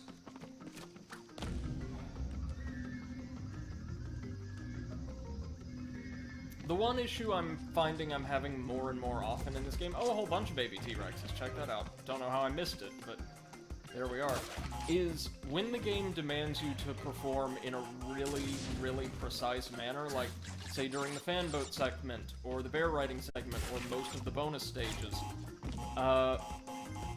those segments tend, like those areas where you need to be more or less perfect, tend to go on for what feel like very, very, very long times in comparison to, like, similar segments in earlier games.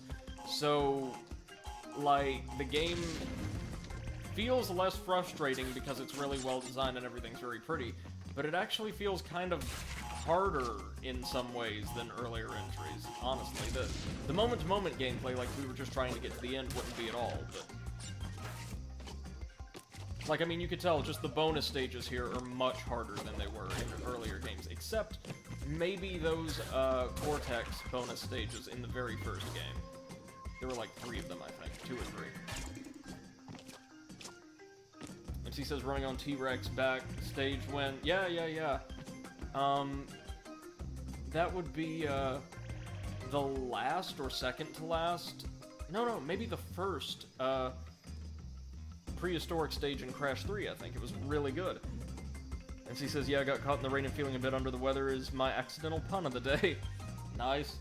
And Eclipse says, oh, baby T-Rex. Yeah, they look very cute. Very Land Before Time.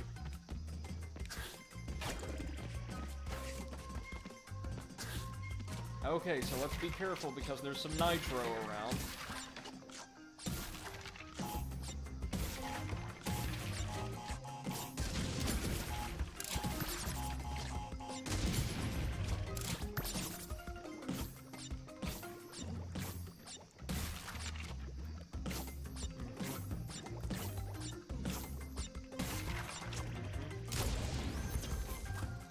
And we've got it. Nice. Second gem, please. Thank you.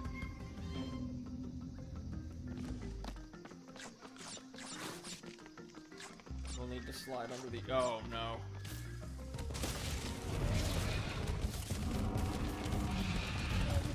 Really?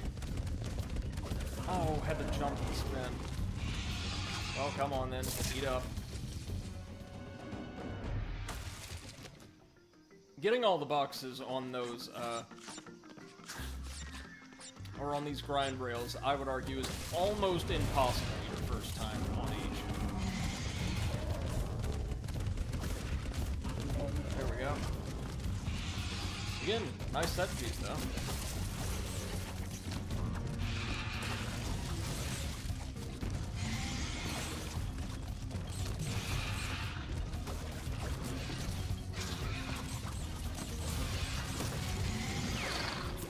That is one nimble T-Rex.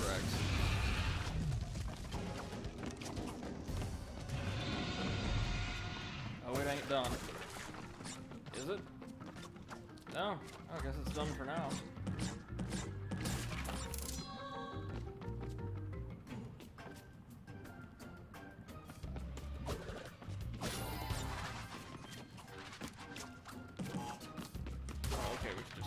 Okay, for some reason I thought we might not be able to bump the TNT crate from beneath. For, again, some reason. Oh, got our gem back here. Gee, Mini Christmas, that's where our tape is. We're gonna have to get much better at this game to get our mitts on that, ain't we? Lava seems to work in the same exact way as the swamp gas did in the last stage. Sorry, last half of the stage. Fuck.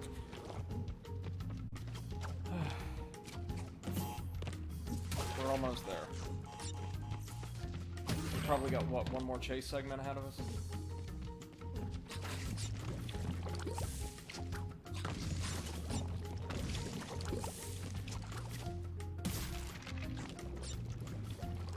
Okay, there's no churning lava here, but there will be before the next, yeah.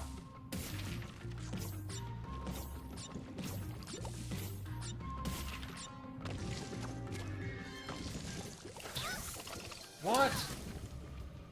Did a bubble clip me, or did I just... No, I technically fell into the lava, bumped my head on the arch, and fell on in. Alright. Is there any boxes back here? Or... No, we're good.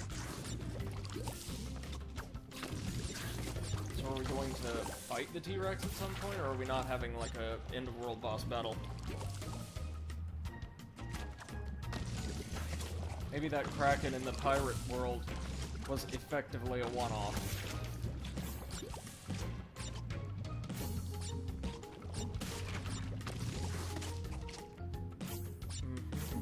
Good.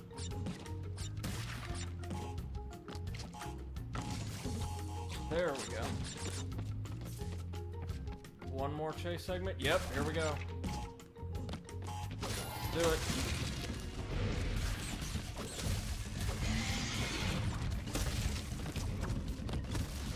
So it does seem to pause a little bit before breaking or otherwise crossing past obstacles. That's nice. Not something that I think pursuers in chase sequences did in earlier entries in the series. I also like that you can see where the rock is like broken away or kind of divided. Tell where those lava pits are going to emerge from. What the hell was that? Well, it just cleared all of that space in a single bound. Jeez.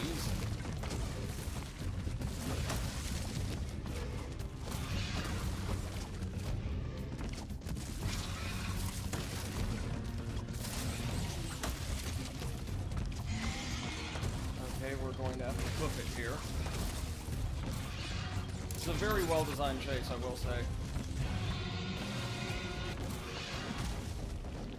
Oh, there it is. It can't make it. Nice. Hey, and we got them all. Perfect. Very nice. Always happy to get an all-box gem. Clip says it really is the Land Before Time. I'm certain that that and Don Bluth's animation style had a lot to do with this world's design. Hey, we get our final mask, though. Wake up! Ah, gravity inversion. Goodness. If it isn't Lani Loli. How are you, brother? Sorry to interrupt, but existence could end at any minute, so can we hurry? When's existence ever done anything for anyone anyway? Don't mind Grumpy Gus. He's always a downer. Yeah, don't mind me. I don't matter. Nothing matters. Now that we found Ika Ika, that's all four. What's next? We can't close the rifts until we stop whatever's opening them. That would be Entropy and his precious rift generator. Sounds like it's time to kick some entropy butt. I love that Crash is effectively a non-entity in his own game at this point. Clip says, I wish we could get an uncut version of the original Land Before Time. Yeah, that'd be cool. And existence helps you exist? That's something. May I assist? Oh, certainly. Please.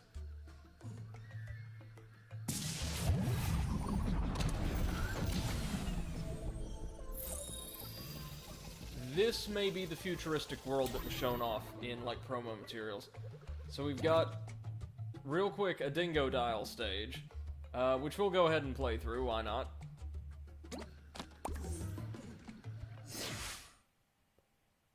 And then we'll head into the future to take on Entropy. And maybe after that there will be one more world. That kind of feels right, yeah, because I doubt Entropy's going to be the final boss. Maybe Uka Uka or someone completely new.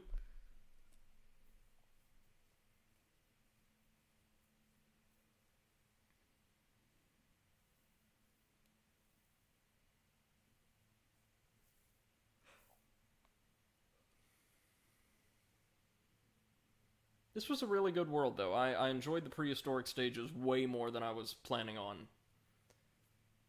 Definitely more than the ice stages, and maybe about as much as Mosquito Marsh, if we take into account that that world had the Bayou stages as well as the excellent Mardi Gras stage. All right.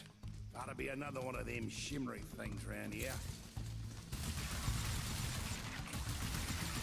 I love how, compared to the others, Dingo Dial has no reason to be in the story whatsoever. He's just here. We're happy to have him, of course.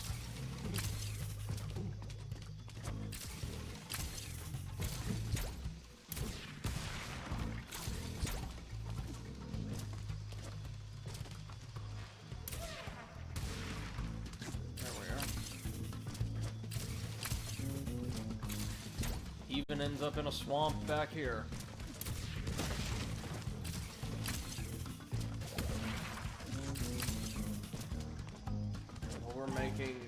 Getting tons and tons of loot.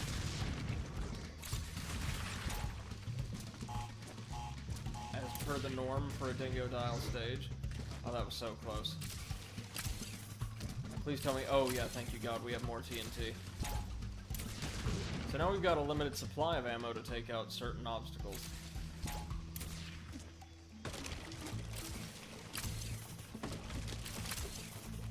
Oh, I know what you wanted me to do. And I'm gonna do it.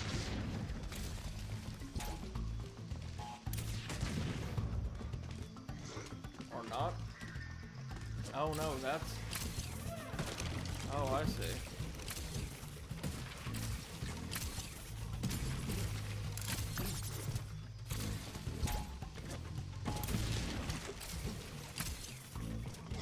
Thought it wanted me to tag the baby dinosaur, and I mean, sure, I would have done that, why not? But no, just a couple boxes off to the side we might want to get.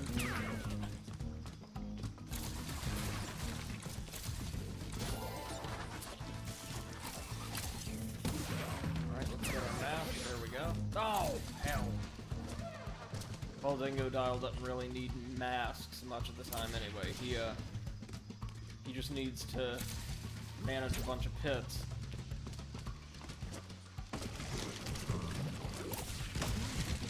I mean, we play him correctly, absolutely nothing's ever going to come close to hitting him. Head back over here. It seems to be a pretty lengthy stage, especially since it has, according to this, a couple hundred more boxes than the base stage did, right? Or around a couple hundred.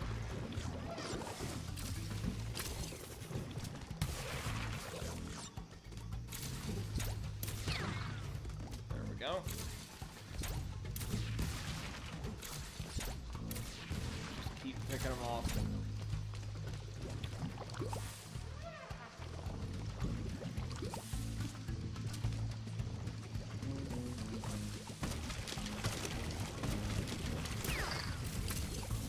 Okay, maybe we didn't need to carry that TNT all the way over here.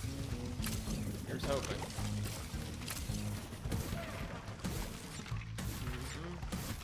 Good.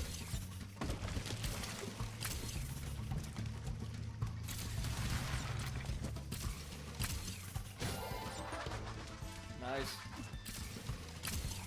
Now we've got, ooh, another side-scrolling segment.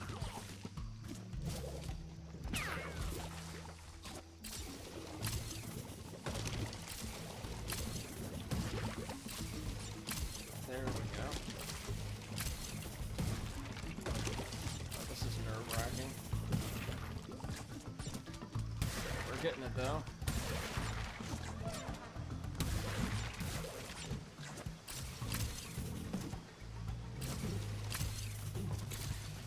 Can we suction in the beetles or no?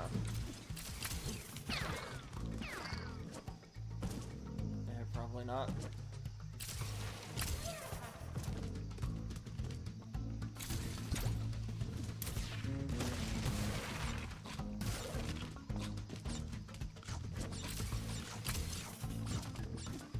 that was close.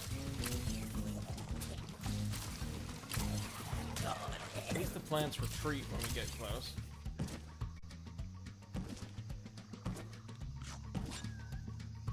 Ooh.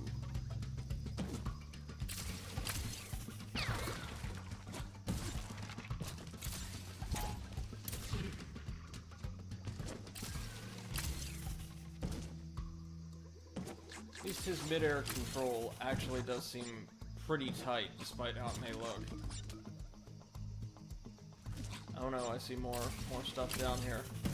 2 more boxes. Ugh. Now let's do it again. Yay!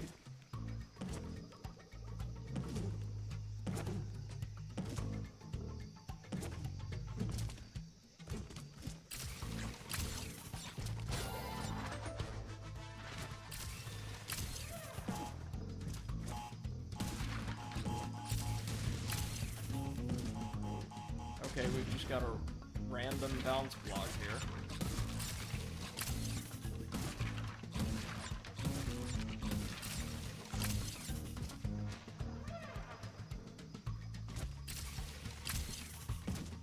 Okay, the nitro's making me a little wary, but I think we can manage still.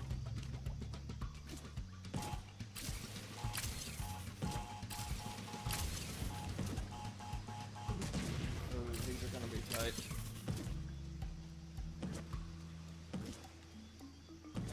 Oh, almost there. Almost to the rift. Did we make it? Yes, we did.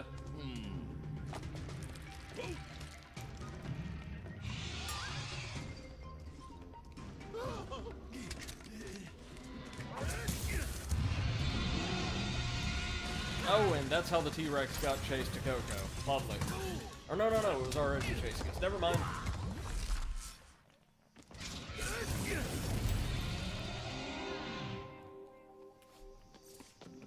He saved us, though. Thanks, Dingodile.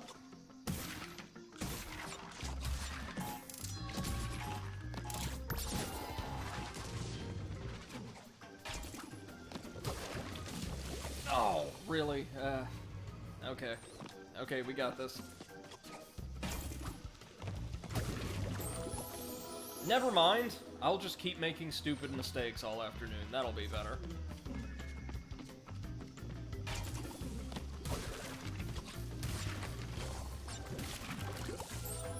Oh, God damn it! The timing is so tight.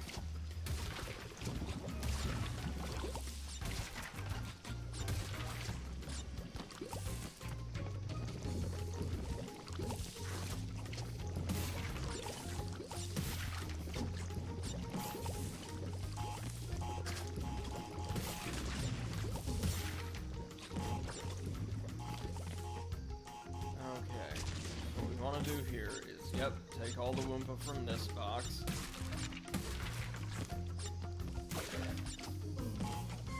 Now set the timer. Oh god, now do a different version of the bonus stage. Holy Moses. Alright. Don't be alarmed, we can handle this.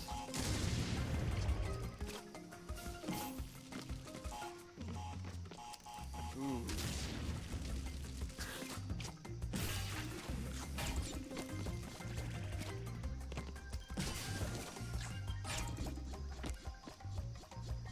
No. Oh, man. Oh, right, because there's nothing more over here. Alright, I know what to do. Never mind. It's cool. It's cool. I like the original stage, and I do kind of like the way they reconfigure this one as well.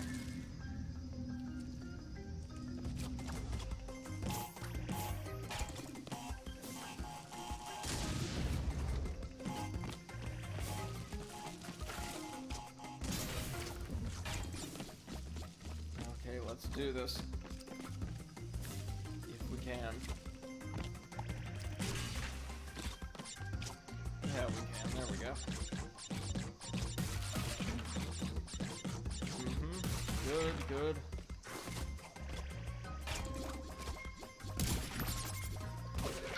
Oh, what the? Okay, so we gotta hit that, like, with forward momentum going, so we can bounce off of it and just keep on trucking rightwards.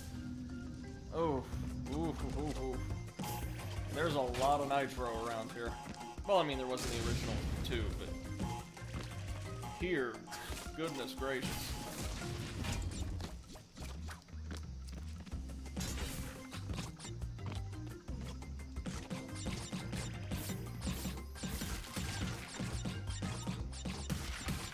Nice, nice.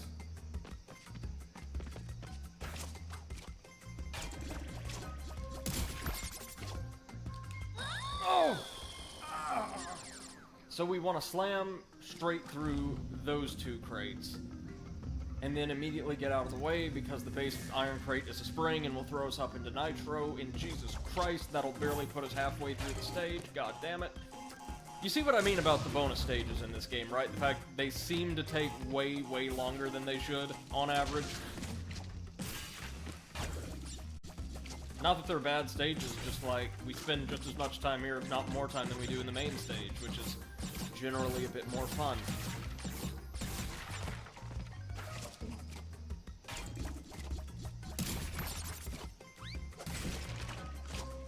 Okay. Oh, no. Okay, that's fine. I don't care about losing the Roomba.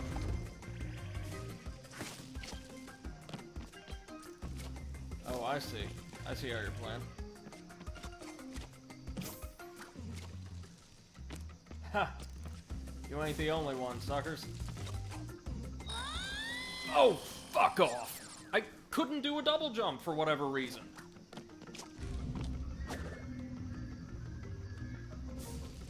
Like, no, I swear, I did, like, the forward somersault jump, and I could not get a second input in.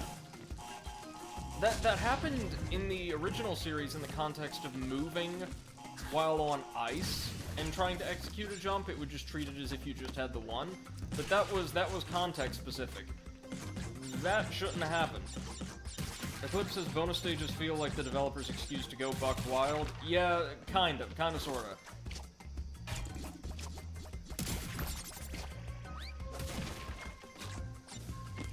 Let's try this instead.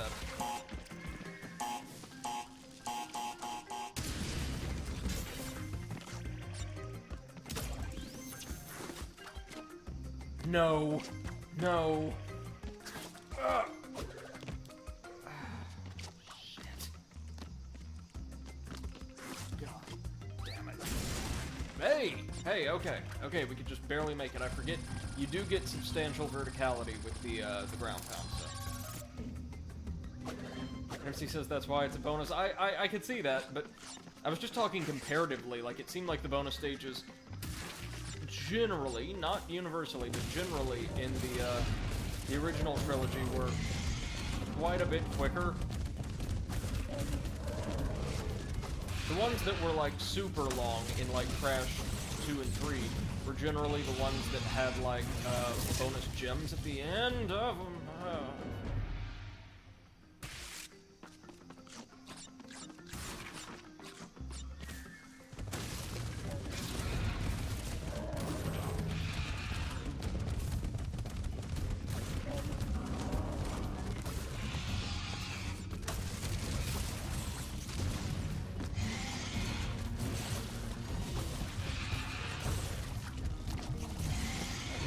Take solace. The T-Rex will break whatever I don't.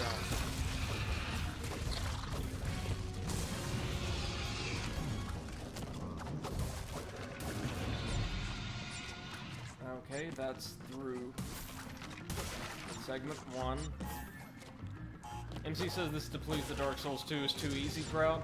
Well, I'm sure, and I can't help but think the really humorous discourse surrounding Crash Bandicoot at the time of the remasters, you know, people saying, oh, this is the Dark Souls of platformers, and not being entirely wrong. I can't help but think that probably influenced the intent of design in regards to difficulty in very specific areas. Like, oh, people expect Crash to be, you know, really challenging, which again, the originals were, each in their own way. So they probably wanted to incorporate some more of that stuff, and to their credit, have it be totally optional for the folks who just really adored the meme and the idea of Crash being this insanely difficult platformer.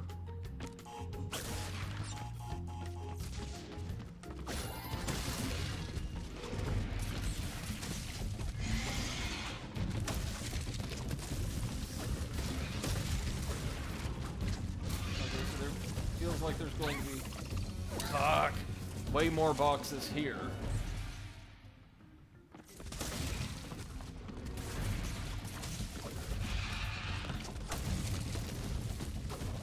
And most of them nitros. That's alright, we can handle those.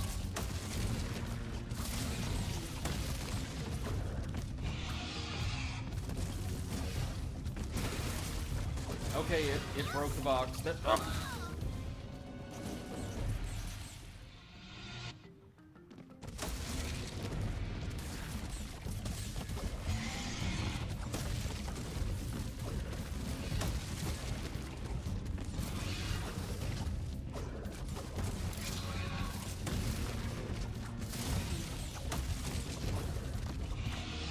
Okay, we're doing good.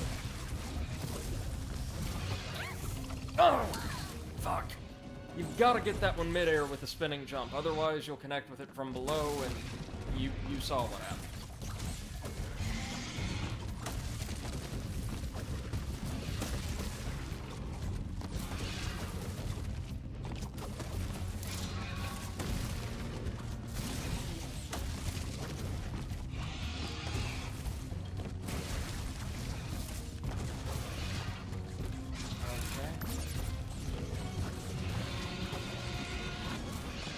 That section, but we made it, we made it. Now we're going to have to hit this. Seriously, some of these backdrops and like skyboxes are just gorgeous. Well, I should say backdrop. We don't see a ton of skyboxes, but like that little environment in the background is really nice. Hey, we got all the boxes again. Can't complain there. MC says, I want to say that they have smoother controls and scaled up the difficulty to compensate. Otherwise, the game would feel easier, and they might have overcompensated. I can definitely see that, yeah. It also feels like, well... So, in comparison to the original games, definitely so. I remember the Insane Trilogy controlling far more smoothly than I remember Crash 2 doing on the PS1. So, does this feel much smoother than the originals? Yes. Does it feel a whole lot smoother than the remasters? I don't know. I honestly don't know. A little bit, maybe? Bermugula's Orbit.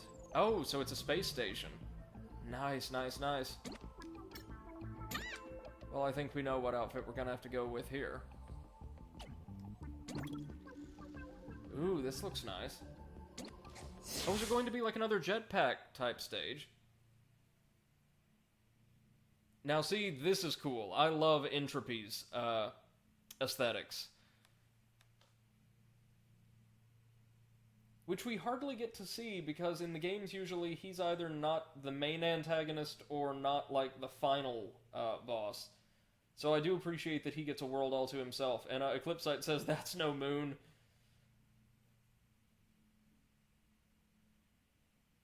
And Eclipse says, did you also know that T-Rex arms were actually really strong for their size? They were small but not vestigial at all. Oh, I know. I know. Oh, neat. Check the space station out. Oh, this has to be the end, because all of our heroes are together now. Easy, chums. If I was here to fight, you'd be Cactus. He's with me. Found him lost out there. Caught him up on the whole time-space, you know, thing. Yeah, just trying to get home. I was enjoying the retired life, see? Got it. Our bad guys had to change a heart too. Bad guy? Silence, whelp. But sir, you try my patience, Oxide. Oh, Nitrous Oxide. He was the villain from the first racing game? Or one of the first racing games. Entropy! Take your ship to planet Bermugula and be on the lookout for ships approaching the Rift Generator. We can't afford any unwanted visitors. At once, your foulness. You This is manage our interesting. affairs with such poise. Naturally, as do you. Ah.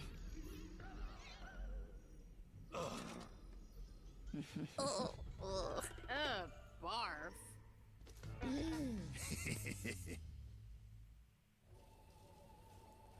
Right, okay, let's see what we've got here. 189 boxes. And one of the most gorgeous looking stages I've ever seen in a Crash game. I mean, I'm really easy to please with, like, bright colors, neon, and, like, futuristic aesthetics. Okay, the gravity inversion mask.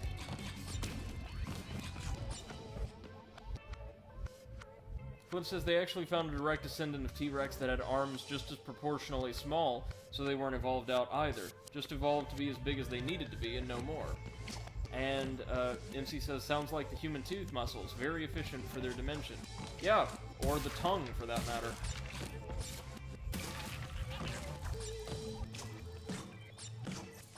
Guys, this stage is awesome. I wasn't expecting, first off, a second version of Entropy, a female Entropy from another dimension. I don't think that was a thing in any of the other games. And Nitrous Oxide to show up, again, like the villain of, I think it was Crash Team Racing. Really cool.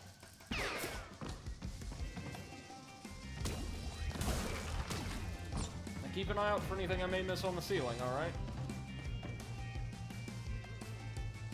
MC says Femtropy had to. Fair, I guess. I hope we'll be fighting all three of them at some point, and hopefully not just together. Probably we'll be fighting the Entropies together, but maybe Oxide will get his own battle at some point. Because I don't think he's ever appeared in a proper Crash platformer. Ooh, this is nasty. That helps, though.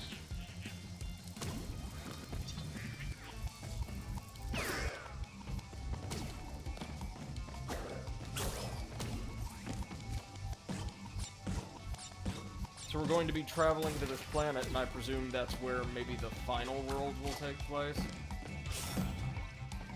Oh.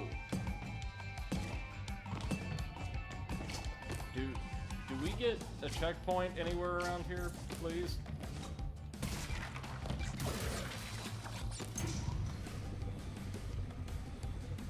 Up here, maybe? Yeah, nice.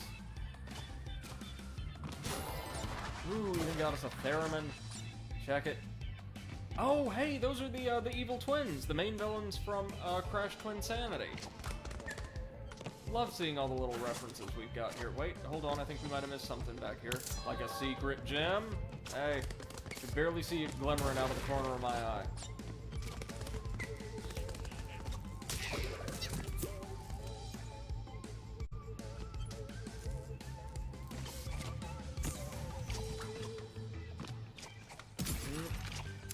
Oh, what on earth is that thing?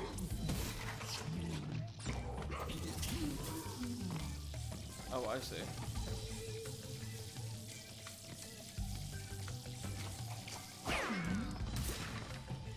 It's dead, that's what it is. Eclipse says, I just leveled HP in a Dark Souls game. Wow, I feel dirty. Just killed the last giant and remembered a mechanic about bigger weapons. They, particularly hammers and halberds, have a sweet spot that do max damage. Oh, I know, I know. I think katanas have something similar as well, but I could be wrong. Oh! Fuck! We have to spin at a very specific time there. Ah.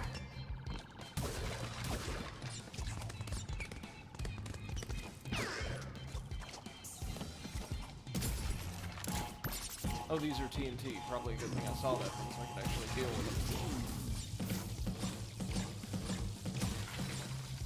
Flip says, and I had one of the GBA Crash Racing games. It was really fun. Yeah, no, the... Depth perception is the challenge here. Depth perception is my biggest issue in these games. Am I jumping where I think I'm jumping, or am I not?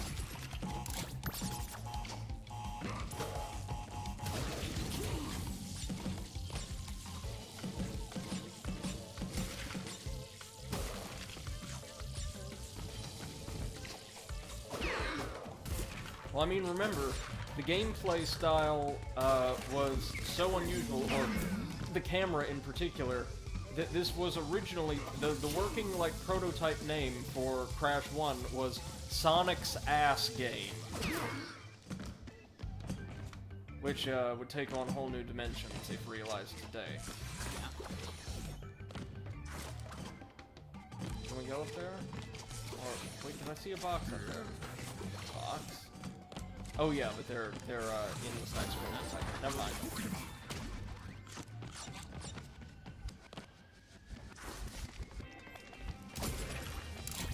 AC says depth equals death. It does here. Oh man, yeah.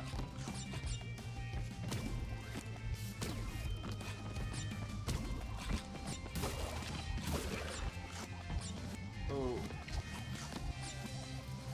Oh my god.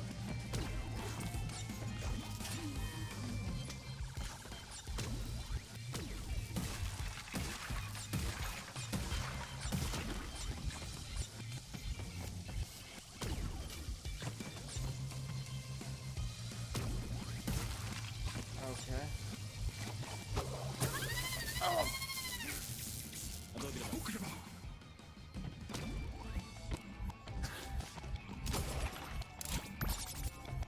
I love all the little aliens running around doing, like, maintenance on the craft. That's a great little background detail, I think.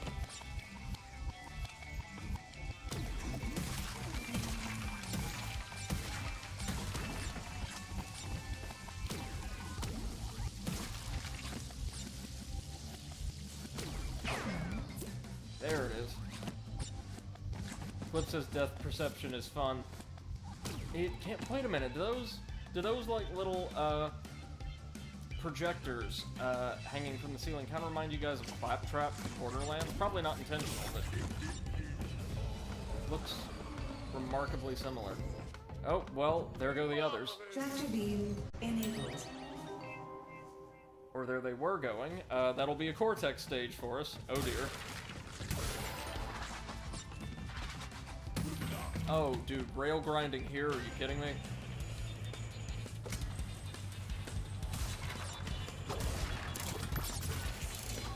Okay, well that one wasn't awful, honestly. I don't know that we missed anything either.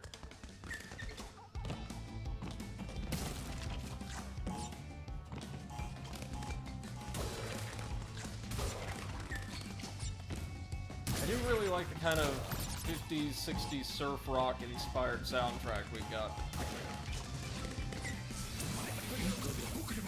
That's okay, that's what the mask is for.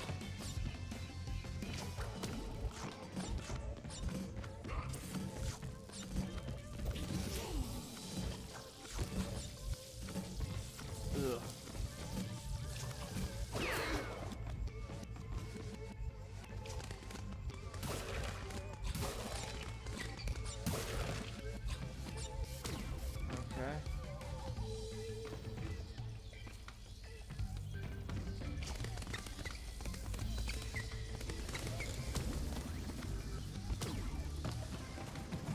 Nice. Checkpoint anywhere anytime soon, please?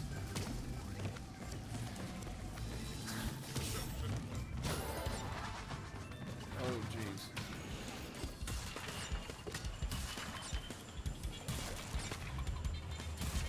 Oh, again, that wasn't bad. It's very colorful as well.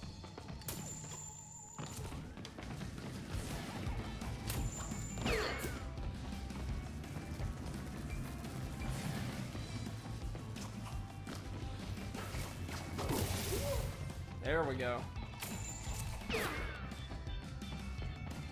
This is so cool. Sorry Mardi Gras, this may be my favorite stage in the game. Or my favorite, it's easily my favorite theme anyway. MC says, you know what it makes me think of? If only a little ukulele. Might have refined the Crash formula with some other games. Yeah. Well, like the kind of... I can see that. The collectathon platformers of the 90s kind of building on some of the conventions, established in games like this.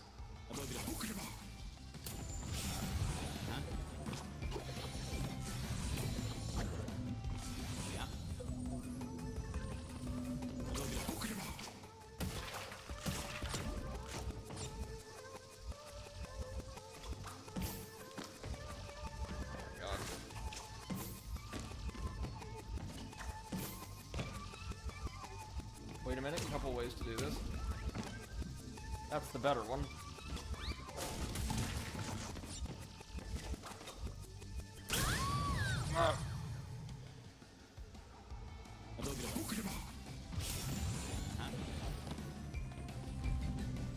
Well, we're almost to the end of the stage.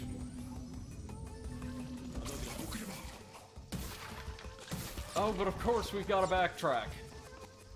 Why? I will say, that's quite frustrating. All of these bonus stages at this point, from roughly the Japanese stages on, seem to be incredibly intensive on backtracking, and honestly, I don't quite know why.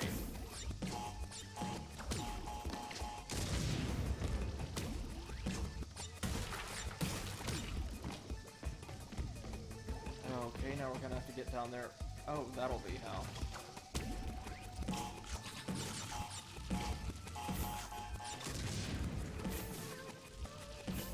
Ugh.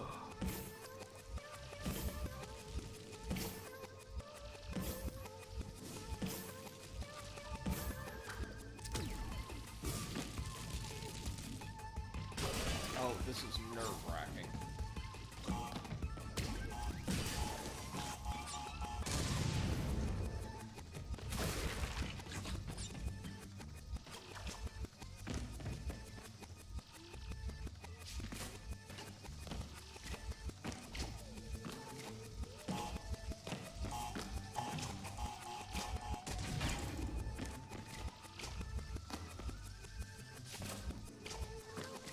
Okay.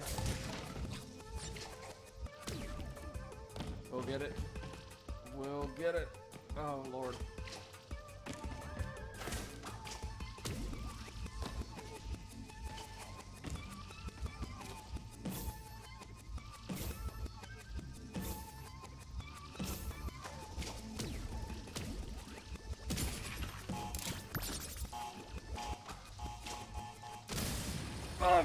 Fuck! It was a nitro crate! Of course it was! Of course it was! Shit!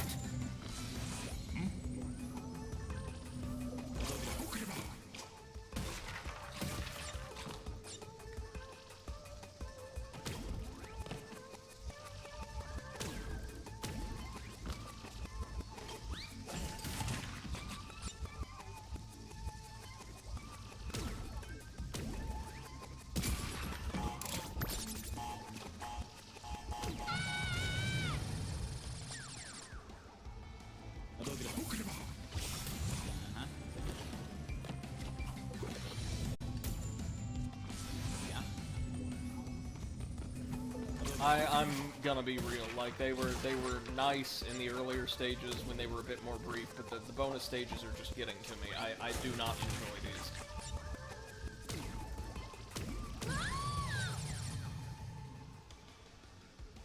Not when the base stages are so good, like, so good and so involved, and actually integrate a bunch of different types of gameplay, including, like, 2D and 3D platforming really, really well.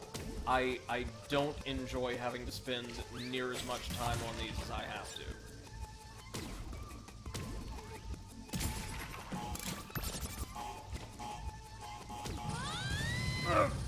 Like that! If I'm not precise as shit with my timing, I just go flying off. And a reminder, these are not the challenge stages. Those are the flashback tape levels. MC says, I know it's unpleasant, but a great trap worthy of a Mario Maker. I mean, kinda, sorta, but again, same issue I had with the Cold Hard Crash stages resurfacing. If you're gonna make somebody do all of this, that's fine. If you're gonna make them do this kind of thing frequently, I suppose that's okay too. But for God's sake, don't incorporate really extensive backtracking into the program as, like, a mandatory thing, then. Like, once I've learned it, just let me say I've learned it.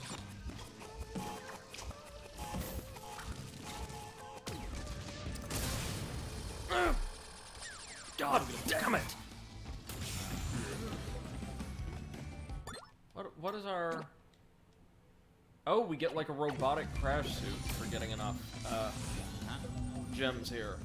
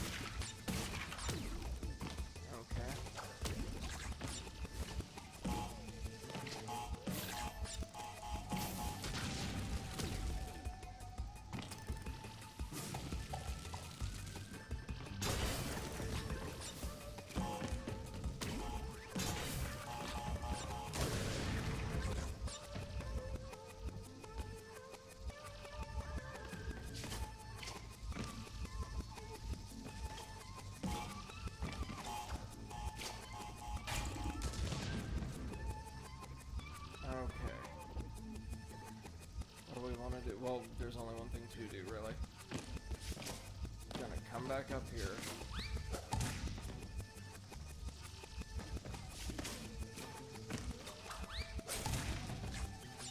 Then jump over here. Oh no, MC, I saw the nitro crate, but I need to go back and make sure I get all the other stuff that spawned in.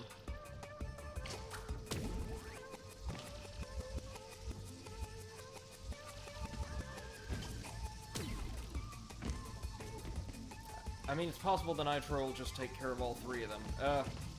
Screw it. Worth trying then.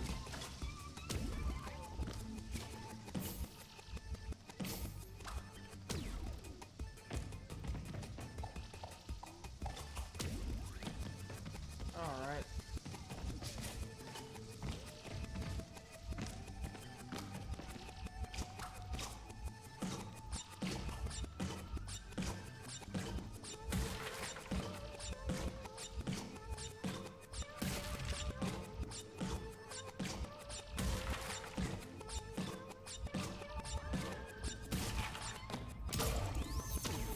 Nice. Eclipse says the bonus stages look like just trial and error until you find the precise thing the game wants you to do. Yeah. Some of them, like a lot of these in the later game that seem really long and kind of involved, yes. Earlier ones, like on through the mid-game, not as much. A lot of them in the early and mid-game were actually perfectly fine, I think. And these are fine, don't get me wrong, there's nothing inherently wrong with them. They're just, very, very, very demanding.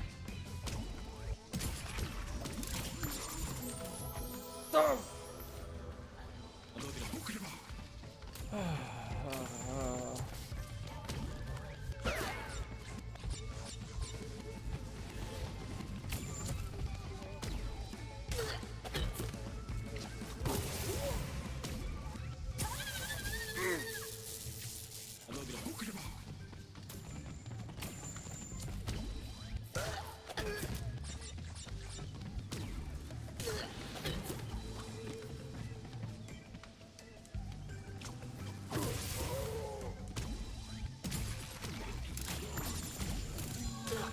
There we go.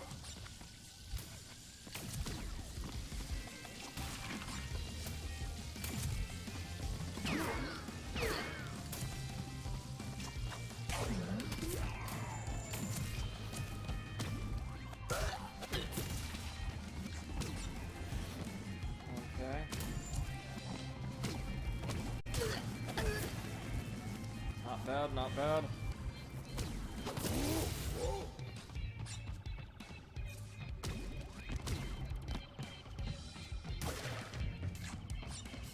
Say we got a checkpoint coming up anywhere. That sure would be nice.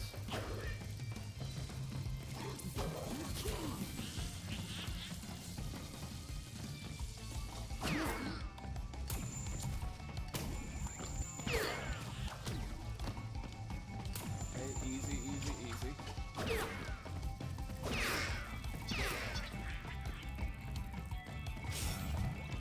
Almost there, right? And she says I sense a third zip line? Probably. Yeah.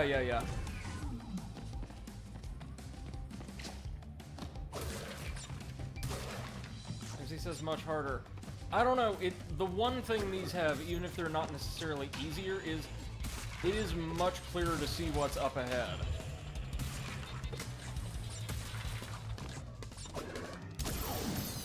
Hey! We got the most important gem, that's all that counts.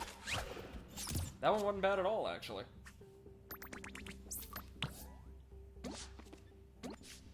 We will definitely be coming back for the Robo Bandicoot skins later.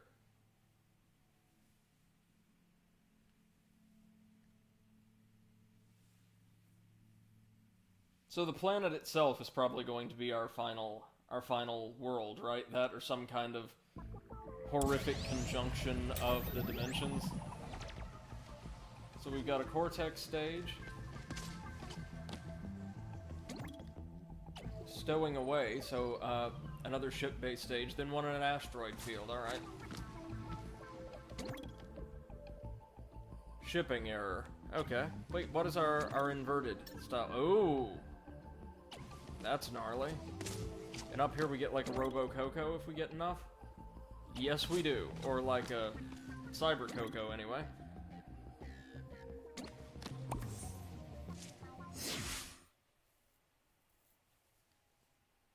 Now, Cortex's stage here is probably going to be hard as hell.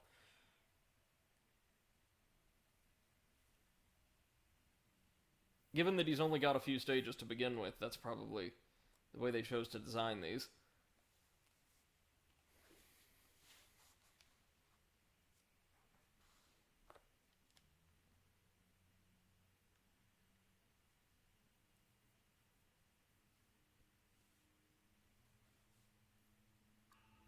MC says I ship this. Got to find that ship. If I only hadn't replaced my blaster's teleport with that hair dry function.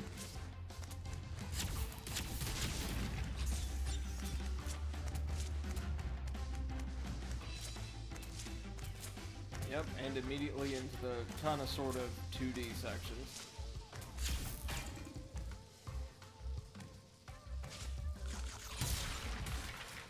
What? Oh, come on now. Alright, well, let's try that again. Oh, that's interesting. He becomes a demon in death rather than an angel. That's interesting. MC says I know where I saw this gameplay before. Where? It does feel kind of familiar, now that you mention it. Spyro 3. Oh, yeah.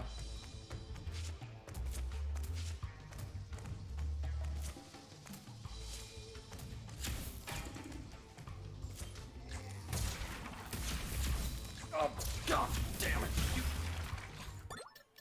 Actually, no. This doesn't feel like the... I wasn't going to say the shooting stages in that game at all.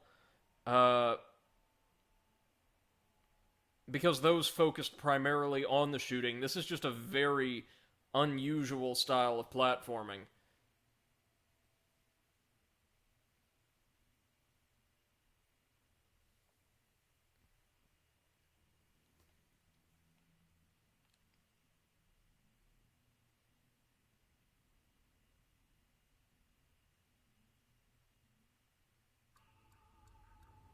Got to find that ship. If I only hadn't replaced my blaster's teleport with that hair dry function.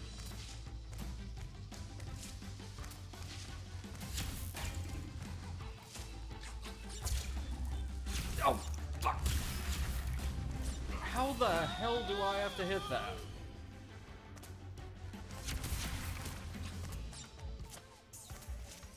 Like, I know his falling speed isn't higher than that of the other characters, but it almost feels like it going through there.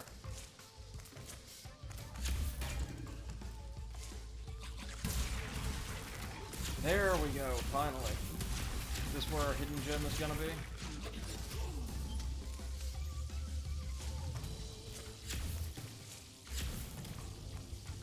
Okay. What? So dashing into that enemy with our force field and all, still kills us. Okay. Okay, whatever.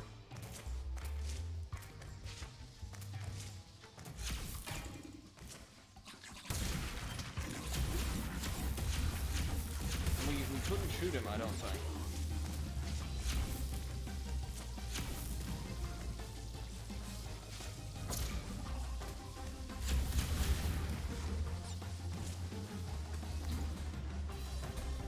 Oh, I see.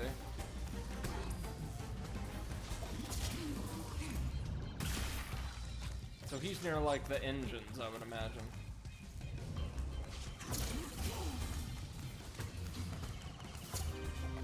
Oh, God!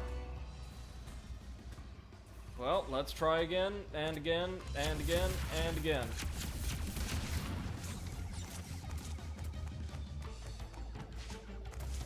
And I'm sorry I'm getting kind of heated again, but there's something about this series that proves incredibly frustrating at certain times, which again does not, oddly enough, make them bad games or anything like that, just they test the patience in a way that not many other platformers I've played recently do.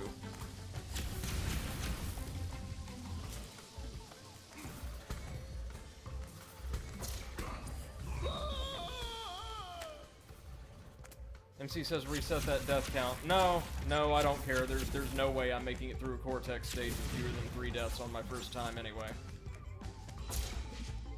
That dash is just... God, it doesn't feel good. Everything else is largely fine, but the dash is killing me. Quite literally in some cases. God damn it.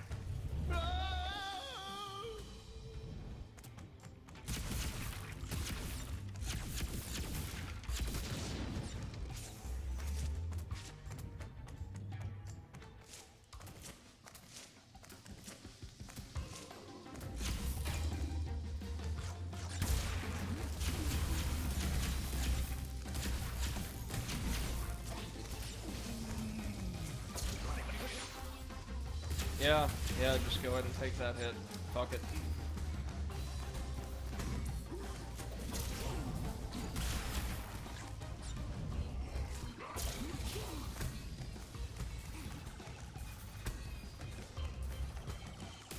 In here, anything? No.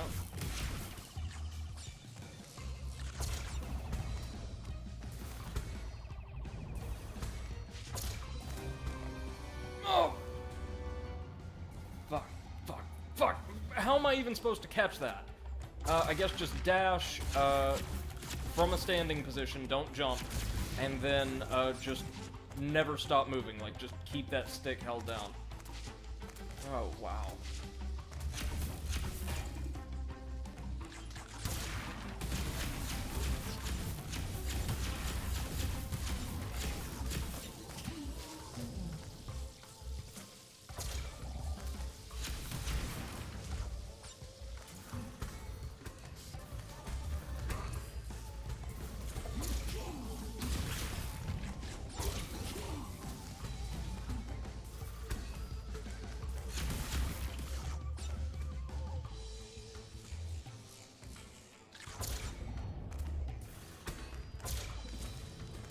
There we go. Oh, thank you God, checkpoint. Oh, that dealt with him. MC says the name on YouTube for this will be Brady in the Near Crash. No. We're... First off, I'm probably just gonna keep whatever title it currently has. Last of the Ice levels or what have you. But we're gonna make this, somehow.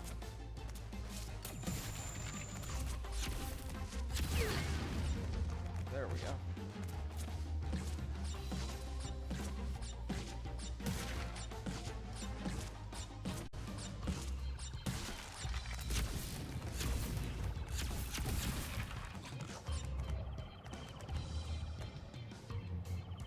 Oh no.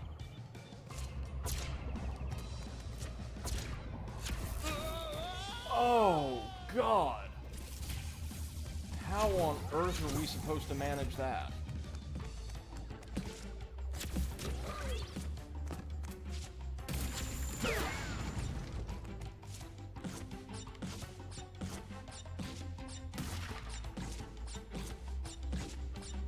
I was not expecting to like Cortex's gameplay the least out of the special characters, but I kinda do. Like, Tawna's great, and Dingo Dial's interesting at the very least, but his gameplay seems designed for difficulty more than it does for the exploration of really interesting new mechanics. Like, the blaster platform transformation thing is really cool. Mario Sunshine did something very similar, actually, with Yoshi, and certain enemies, but it doesn't seem to be explored or relevant to his gameplay near as much as this goddamn dash is.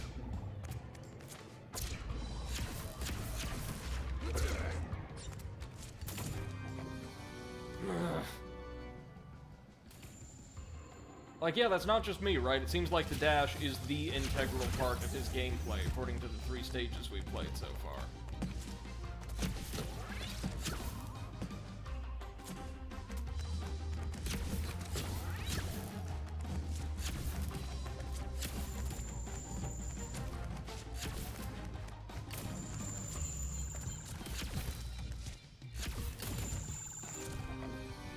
Oh, God. Fuck. Eclipse says, yeah, and it looks like the delay on the end is hell to work with, too. It can be, yes. It's just so imprecise compared to literally everything else we do in this game, for the most part. Oh, whoops, accidentally hit the block, so...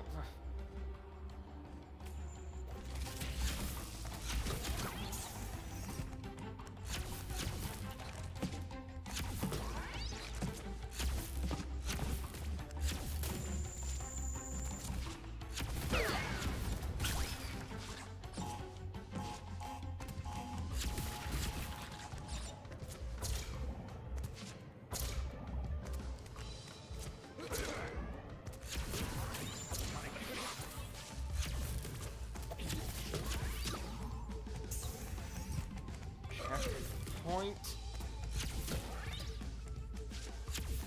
Please. Good God.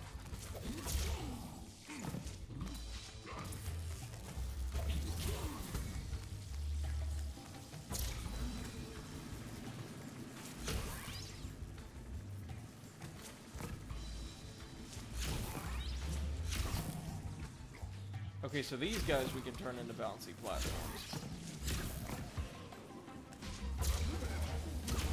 Never mind!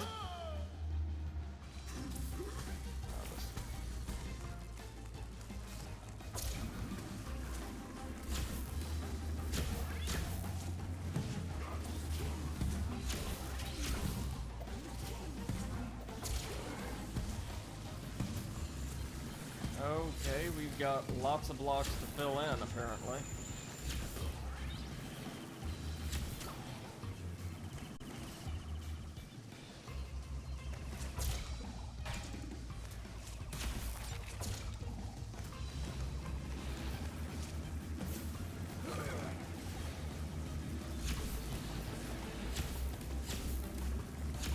Make sure we can tag the crate.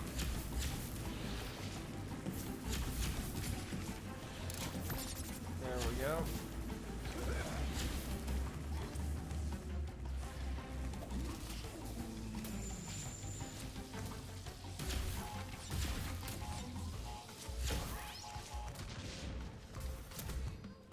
Oh, here we go again.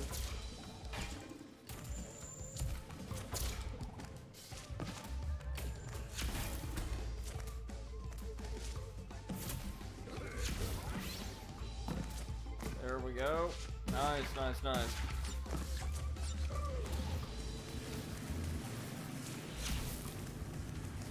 Oh God, and we can't tag these immediately. So,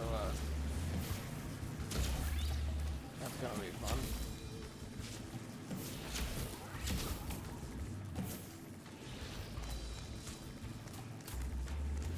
careful not to go flying straight into the... Never mind.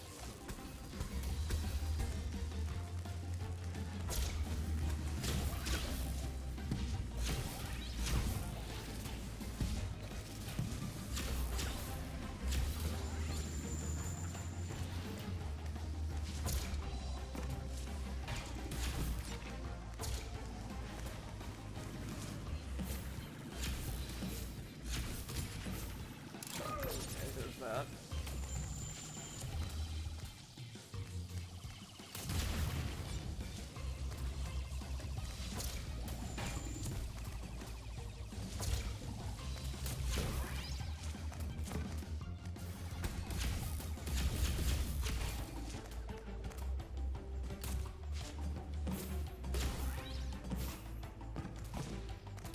There we go.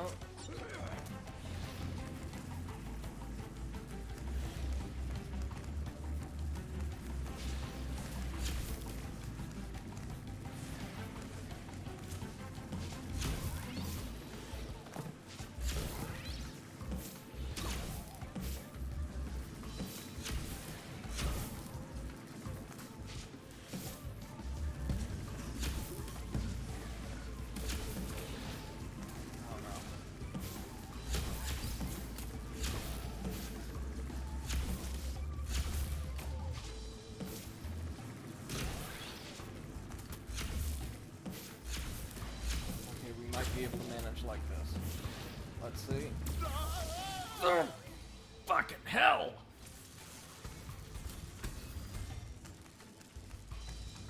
We've got to be near the end of the game, right? If this is the level of difficulty we're getting now, there just can't be too much more of this.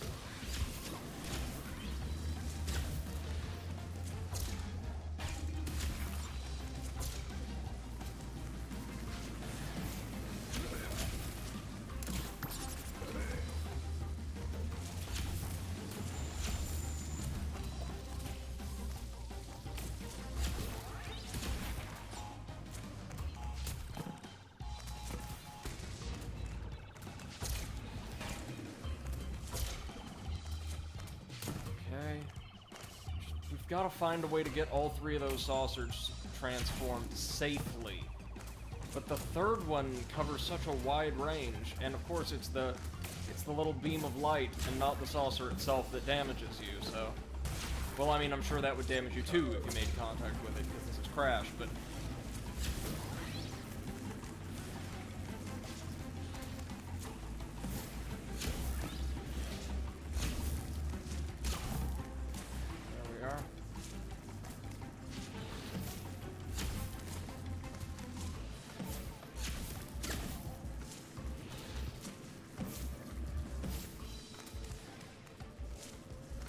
This will be very, very close, but we can pull this off. Like so. Okay. Okay.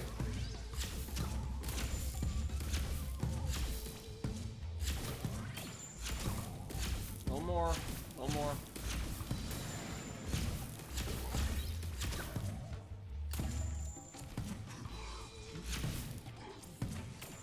Ship launch in 10, 9.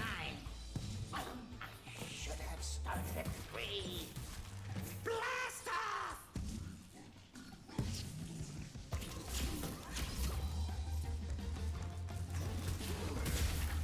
So useful enemies can be turned into bouncing blocks.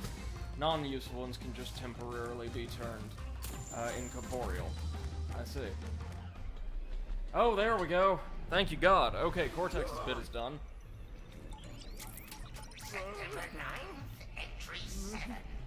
Dear Diary, that rash still hasn't gone away. Throttle view enabled.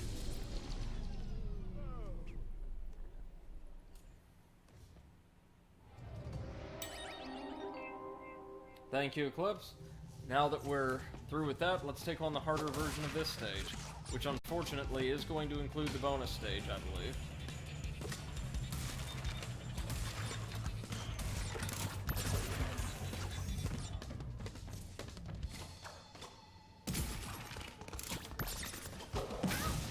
Oh, fuck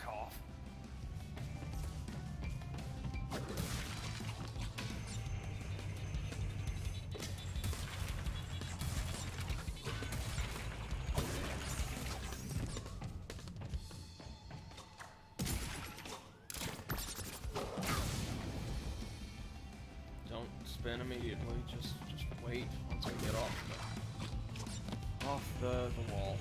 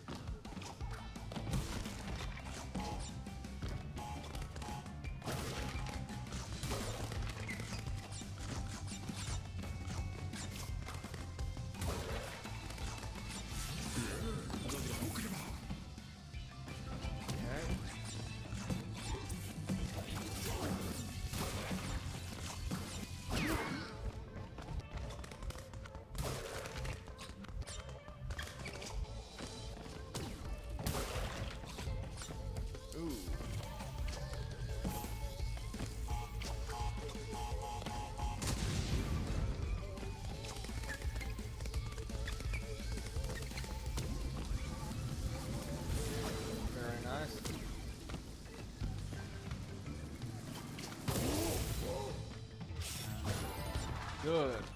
Okay, on the hallway too. What? I swung into that, didn't I?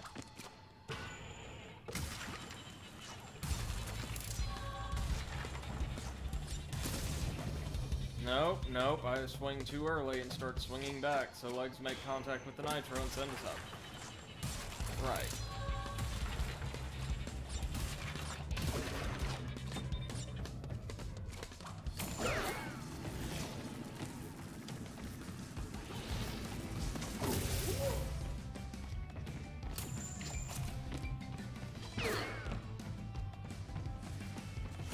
Back in the base state, which is again really good. Wait, is this where that?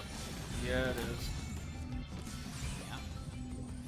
58? Are you kidding me? Well, okay. A couple different ways to handle this, obviously. Oh no, they didn't. Look at this nonsense. So, the joke is, nowhere you go in the entire stage is safe. Ever.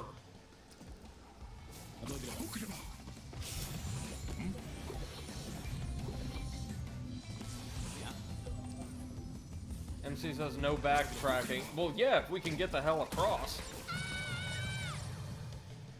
Wait. No, I was gonna say we could just go underneath the platform and get by the bouncing blocks entirely, but there's two regular crates with no nitro around between them. Fuck!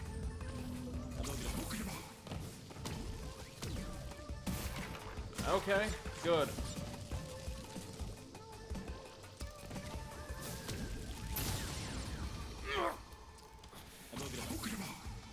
What do they expect me to be able to do here?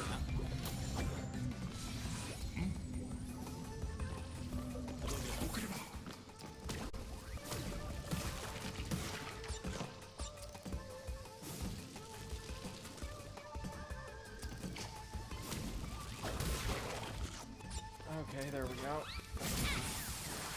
Never mind! God. Right. I'm not having a good time, if you couldn't tell.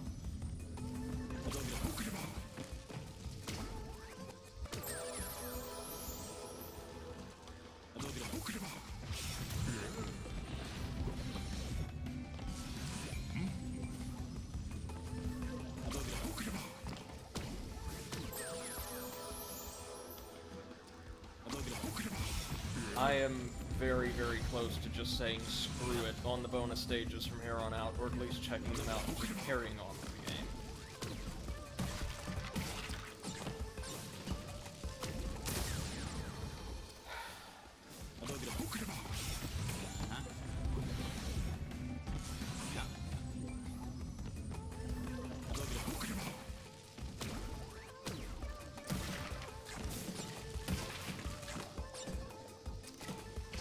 MC says I suggest a nice calm game after this one. I would be happy to do anything but like a precision-based classic platformer, honestly. And it's weird to think, honestly, aside from Crash, there haven't been a whole lot of those in, like, the past several generations, like, really prominent ones anyway. Fucking hell! Most platformers that made it really big from, like, I want to say the 5th generation on, tended to be based around exploration and kind of, like, losing oneself in, like, expansive stages and worlds, more so than just running along a predetermined course really, really precisely.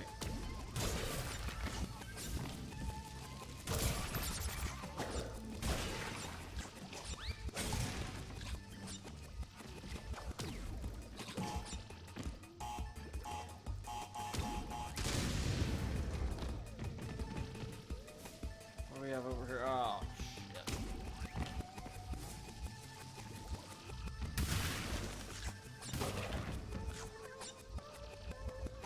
Oh, good. Look at those. Those look like fun, don't they? Look like so much fun.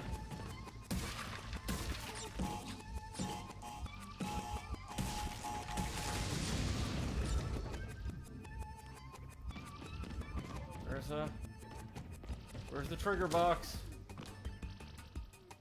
Oh. Oh, I see. It's over there.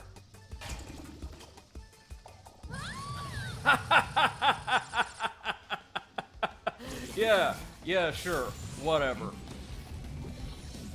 Get right out of here with that shit. That is cruel, honestly.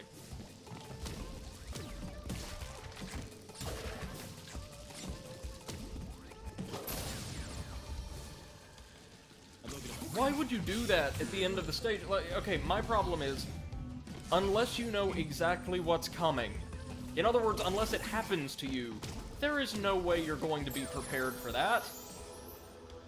So, you can't say it's the player's fault for being imprecise, or, like, not surveying the scene. It's just going to kill them. After they've done all of this. If you consider both variants of the main stage, after they've done all of this several times.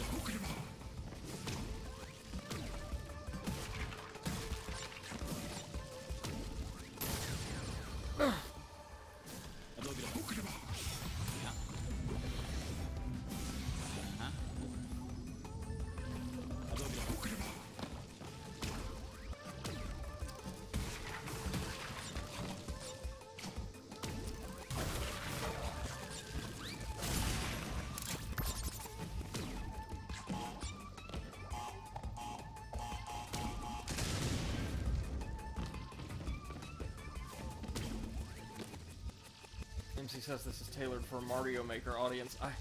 I guess I can kind of see that, but Jesus Christ, that doesn't mean it's necessarily good design, especially when, again, I will say this.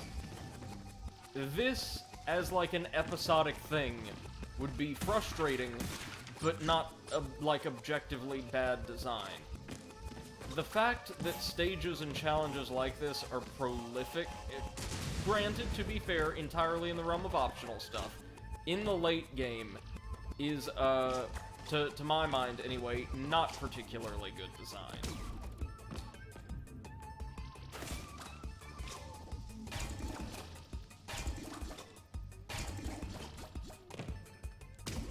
Oh, there's my nitro trigger. Get right out of here with that shit.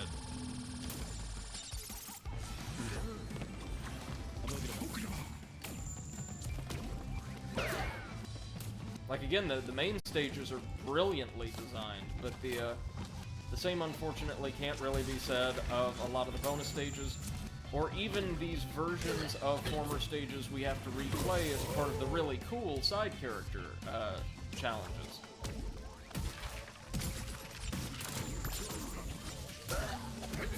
Oh, Jesus H, look at this.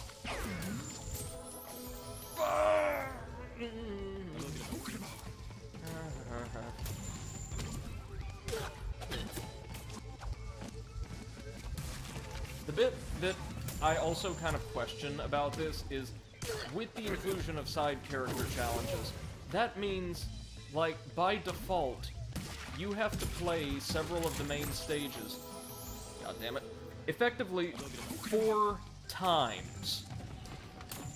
Once as the regular, like, main story stage, once as the inverted stage, or at least once, I should say. That's if you manage to get all 6 gems in the first one, which is quite difficult in a lot of these.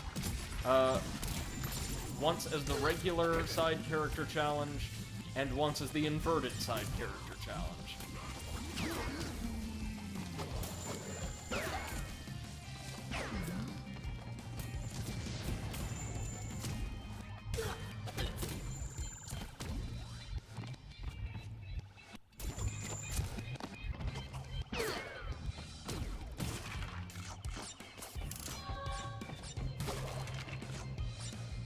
MC says, I'd get you into Ukulele and the Impossible Lair. Definitely a simpler platformer without counting the time attack.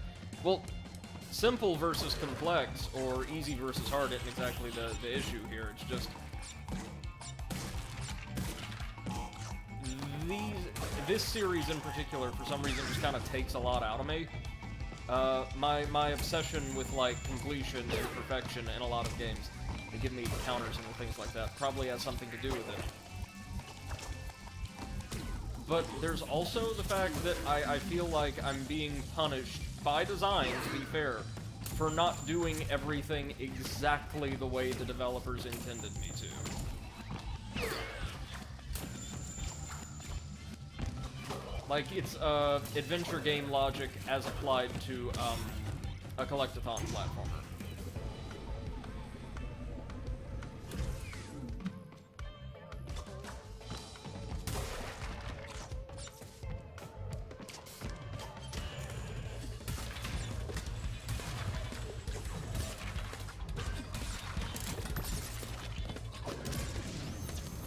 That was a guess, damn.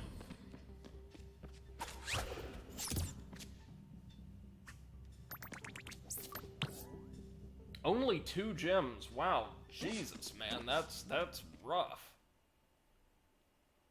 Okay, we finally get a new stage then, and probably have to immediately replay that stage with another side mission. MC says it's not 2, it's 4. No, I mean we only got 2 gems.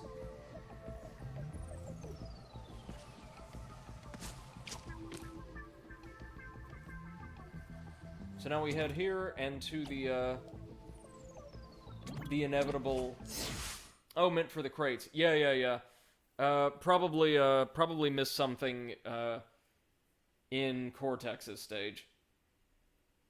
This looks like a really cool area anyway. We're going to be, like, fighting our way through Oxide Ship, so maybe we fight him at the end?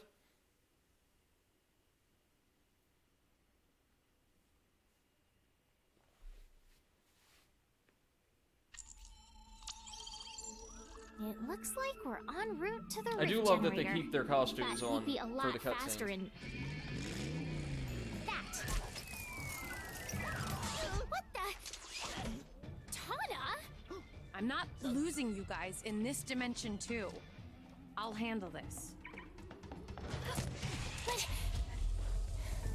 we're a team. Oh, this is interesting. Oi! What'd I miss? So Tana's gonna have her own side stage here, of course. This is very nice looking. Well, hey, where'd my cart go? Again, visually, this whole area is absolutely gorgeous. I love it, love it, love it, love it.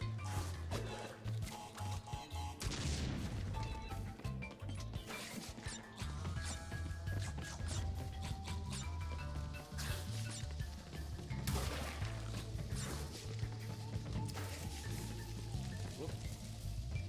We got this. Easy, easy, easy. Checkpoint right off the bat. That's frighteningly generous, isn't it? I mean, I know it doesn't seem to be the longest level in the world, but hey.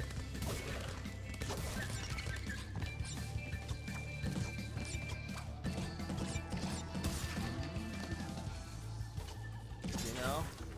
Good. look at the visuals, like just the color palette and like textures used for this stage, I think they're really nice.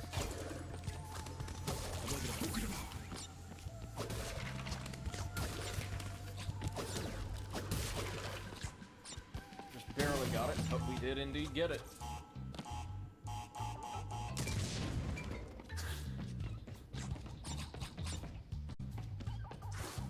Ever anything off to the other side? No.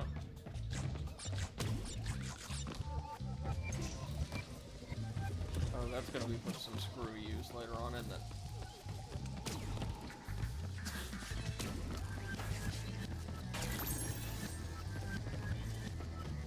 That was our bonus gem, maybe, right?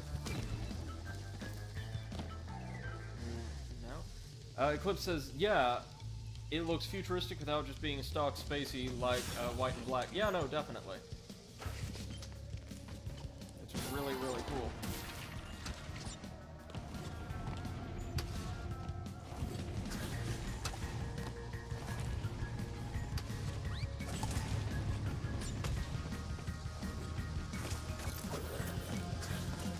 Oh god, no. Yeah, I was afraid of that. MC says neon light space. Yeah, no, I really like that aesthetic. Right there.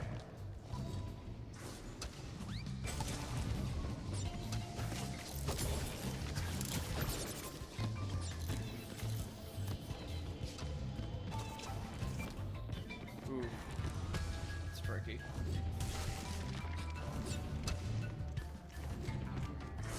Very cinematic fight stage. I do dig this. Wanted to make sure everything was safe.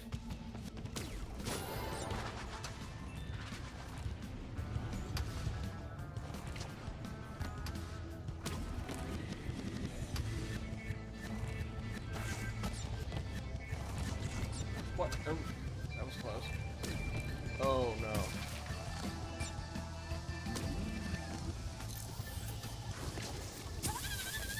Oh, can't do the double jump. Aye.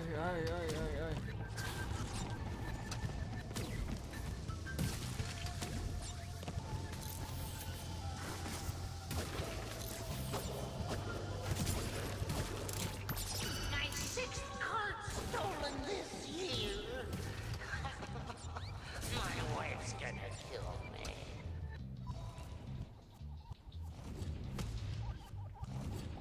Sorry, just a minute. Had my phone go off.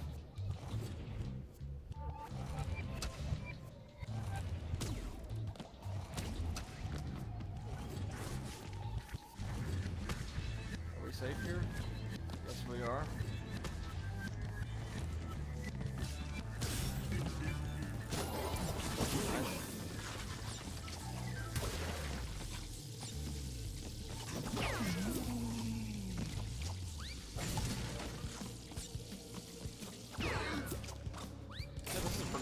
I have to say.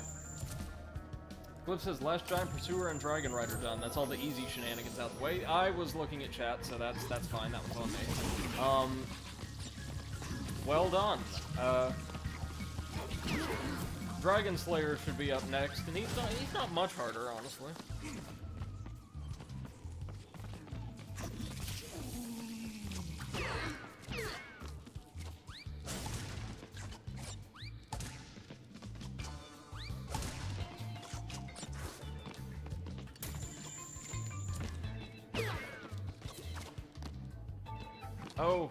Oh, good, it's our favorite.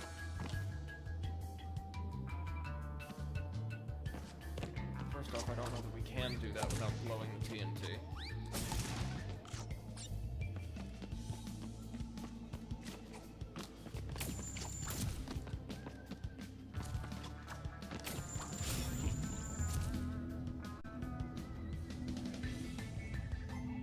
Clip says, I'm trying to decide what true big boy strength weapon to start testing before I do any of the trickier stuff. For maximum. Oh, let's see. Honestly, as, like, big weapons go... Oh, what's one not a lot of people use? Maybe just, like, a great hammer or something like that? Oh look, we're missing all the shit. That's fine. It's fine.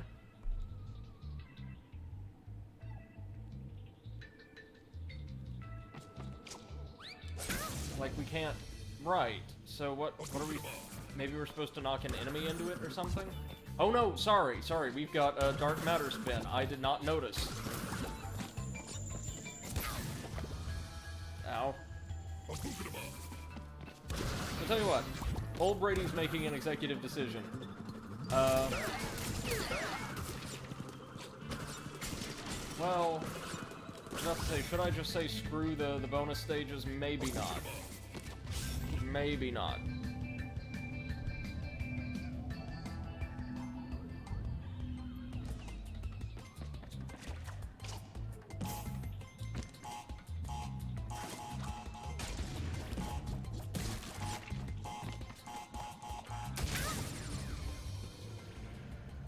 MC says, I like the Great Sword. Lots of people like the Great Sword moveset. Yeah, lots and lots of people. Oh, sorry, in a minute I may have to get up and just, like, stretch my legs. Believe it or not, we've been live for 3 hours. Jesus Christ. Time can fly, hey, when you're, having a migraine.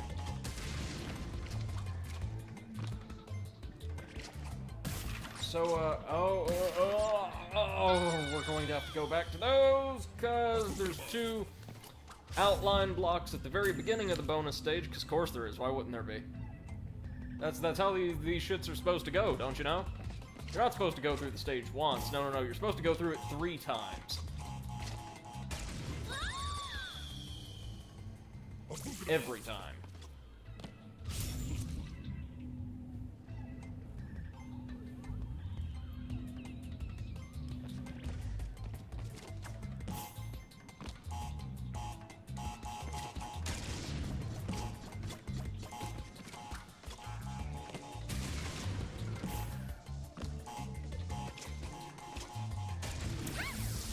Oh, never mind.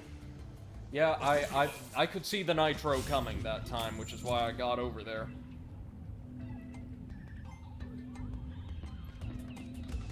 $34 boxes here. Oh my god. And again, I'm sorry I'm being so negative, but man, I am not a fan of bonus stages, or in fact the way a lot of the side content is designed near the end of the game. Whatever, we had a mask, we can take it.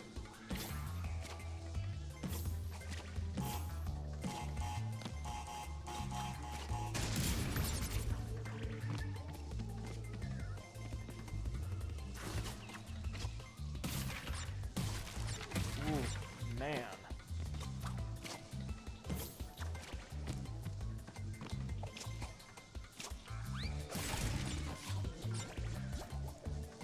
What? Are you for real right now?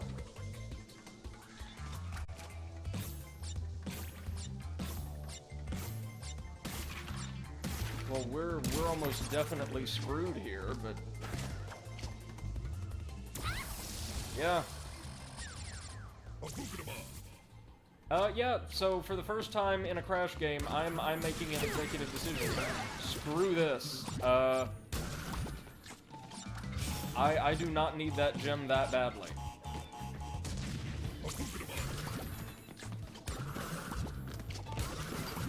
We may just be able to beat the game today without, like, rushing excessively. Let's get back to one of the best stages in the game, and away from a stage I can't stand.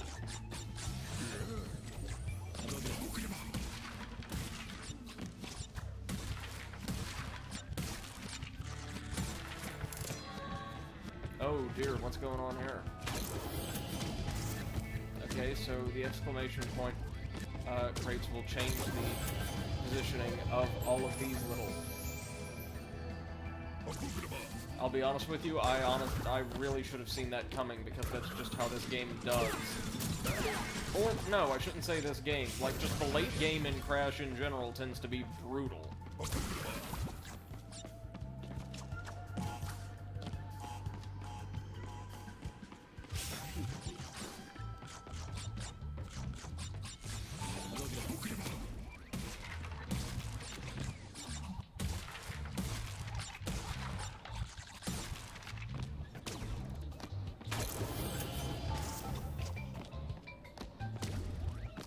Okay, drop on down.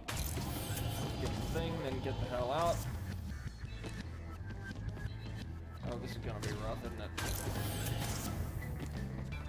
Or not. Ah, but this one's gonna be.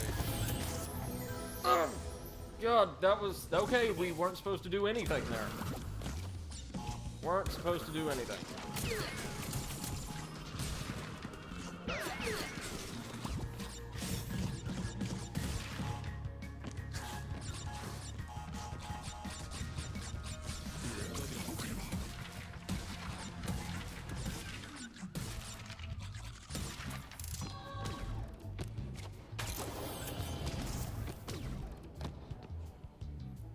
Eclipse says, side content's weird when it can be really good and elevate a game or bring the game to a screeching halt. In Crash 4 so far, I've actually seen quite a bit of both. The side content on the whole is something I really, really like, but the late game stuff is just, even for me, man, it's too much.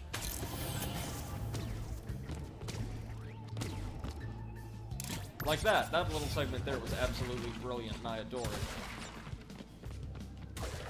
Is this going to be a boss battle or something?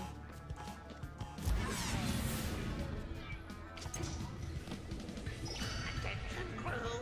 Asteroid field ahead! Buckle your seatbelts! Okay, dark matter spend time. We're hit! Unbuckle those seatbelts and fix my ear!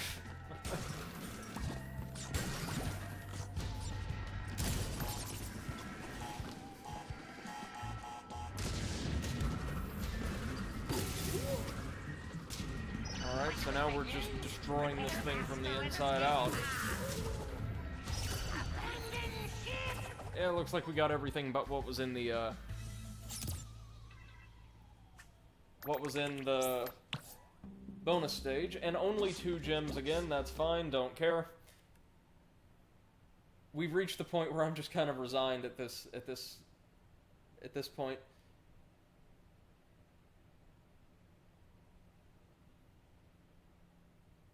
Looks like there's also like a planet surface somewhere. That might be the final boss battle or what have you.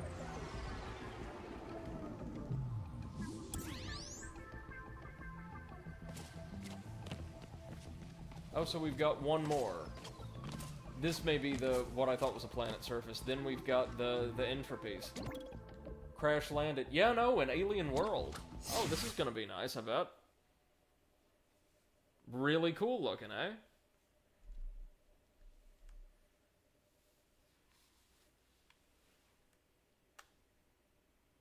MC says, kind of have an itch to play The Longest Journey again. Oh, go for it then. Oh. Yeah, I'm definitely gonna have to get up and, like, stretch my legs after this. We may be near the end of the game? I don't know. Well, I mean, I can tell we're near the end, but I don't know if, like, the entropy fights are going to be the end, or there will be one more world. Probably one more world.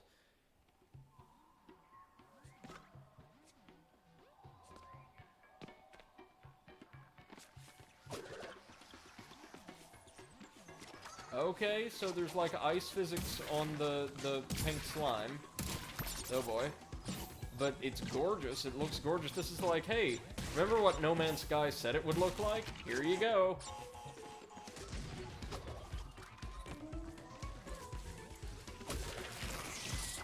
No, I dig this.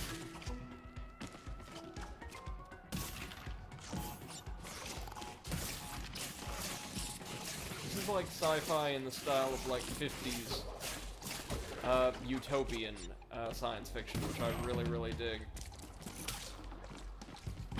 Okay, those will kill us. Good to know.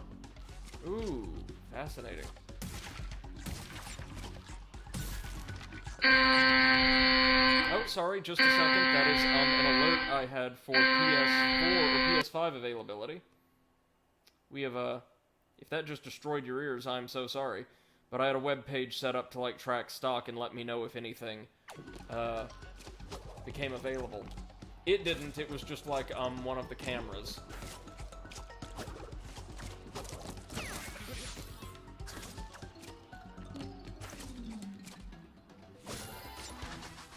Oh, hello.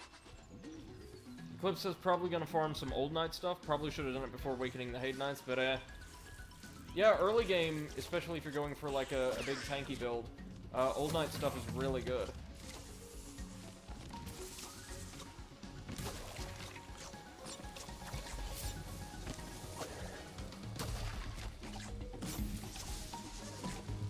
God, look at this environment, guys. This is gorgeous.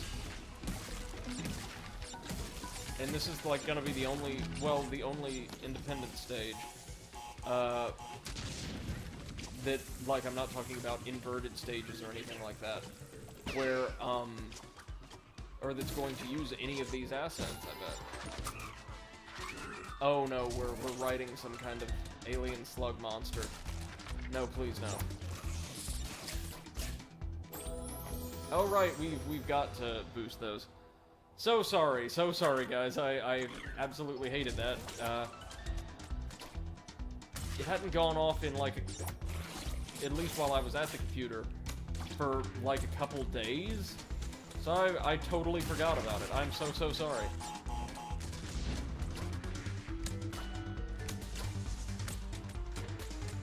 Oh, the old TNT that's already on a timer trick. Oh, we missed some lifts there, but that's fine.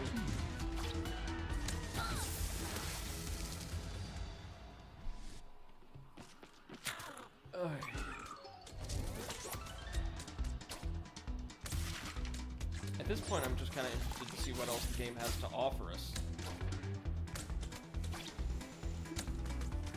Oh, I should remember to hop on that. Well, we can ride this one. Oh, gotta boost, gotta boost.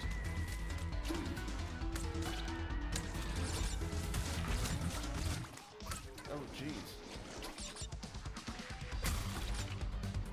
Oh, no. Oh, this is cool, honestly.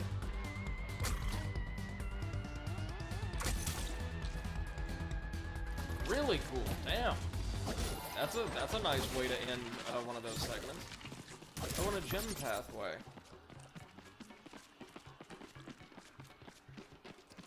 I mean, I guess we might as well see what they've got to offer us. Ooh, say now. Look at this.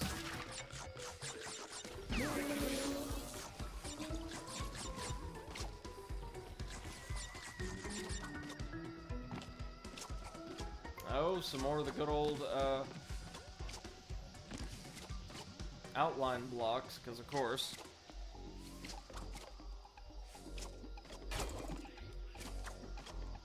And their trigger.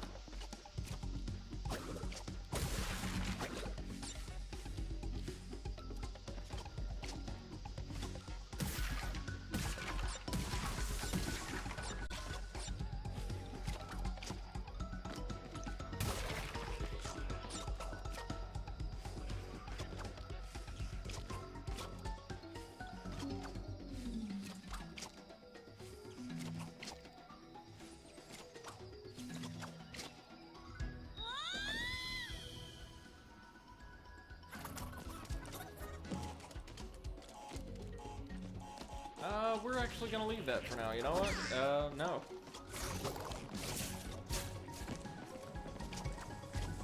Just kinda wanna see what the rest of the game's like, you know? We can come back and perfect all this stuff later. Oh, there's a bonus stage! Oh no.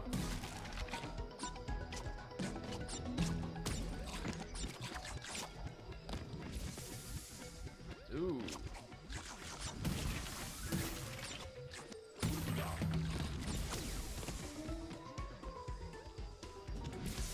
Seriously, this backdrop with all of like the bioluminescent trees is gorgeous. Good stuff. Good stuff.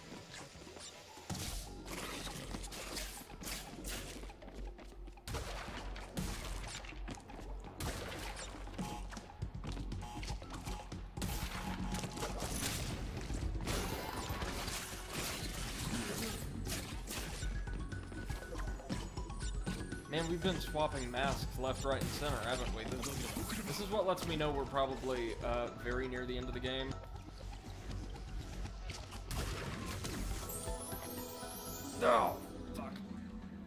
Eclipse says bonus stages are like chocolate. When you can't have them, you see them everywhere. I mean, I suppose. We've not seen the time stop mask in a while. I mean, I'm sure she's going to turn up. No, what? We weren't even on base, but alright.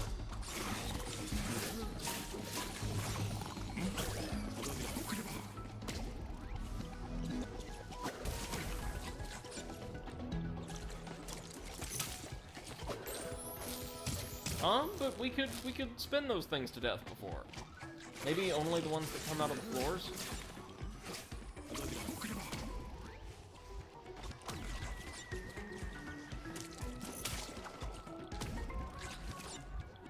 Oh god.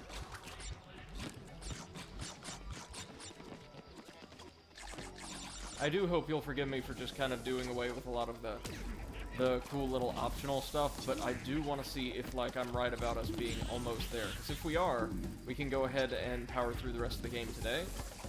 If we aren't, then we may be here for another couple streams.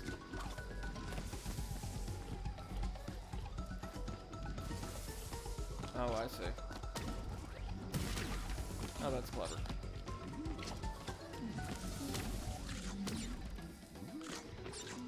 As was that.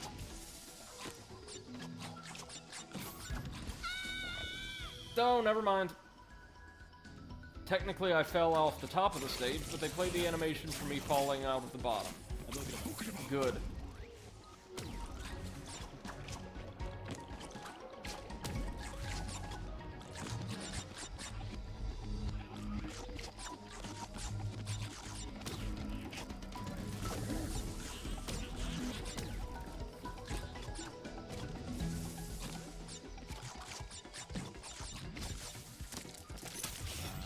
There we go. Now is this a sliding segment? Or, oh no, more of this. Okay.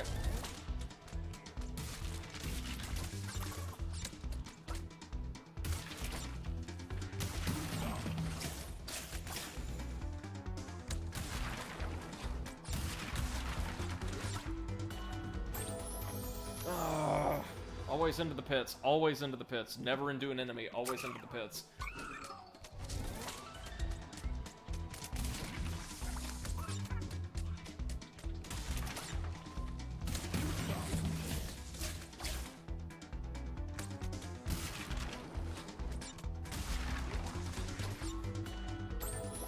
Oh, why did I do that? Gotta remember where it is. I'm sorry. I'm so sorry I've been so negative all stream, but god damn, this is infuriating.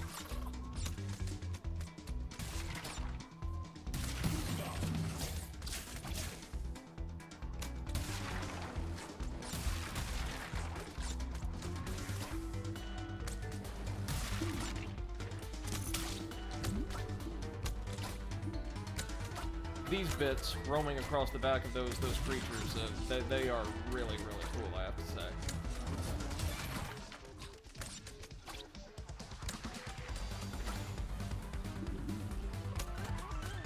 Oh, checkpoint, so we still ain't done.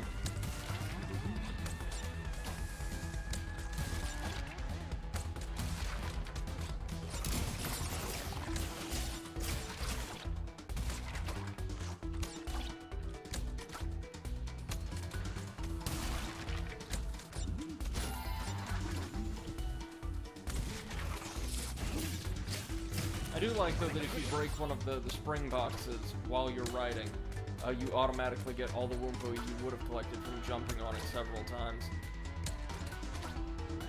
Oh no. We're charging the portal, aren't we? MC says you're just doing Crash 2 checks. There might be things in pits. You know, funny enough, whatever, okay.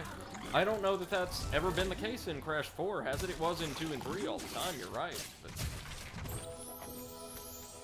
Never mind. Never mind.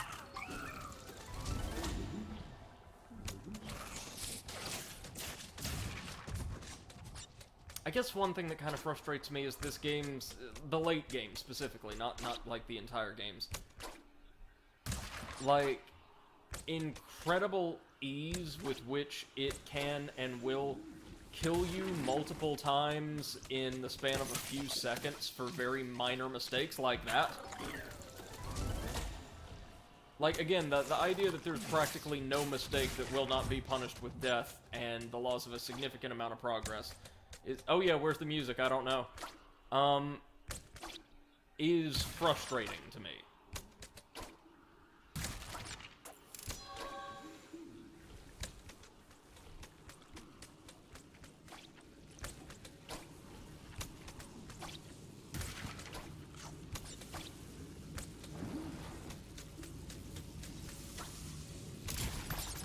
This is actually very meditative. Ha ha ha ha ha ha. Last obstacle. That's great. And if you notice, it even got me out of midair. I had jumped. Nice.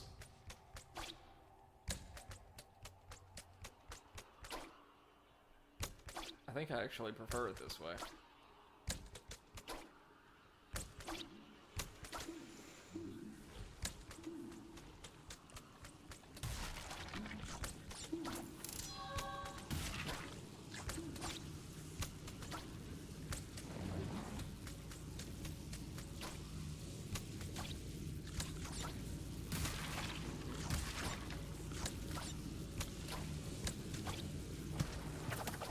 And into the void.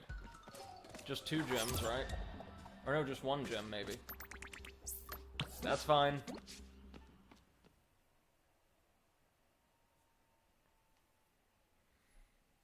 Now, I do have a feeling I'll probably need off-screen to, like, collect X amount of gems to unlock whatever the final stage is, but that's neither here nor there. It's boss time, hopefully.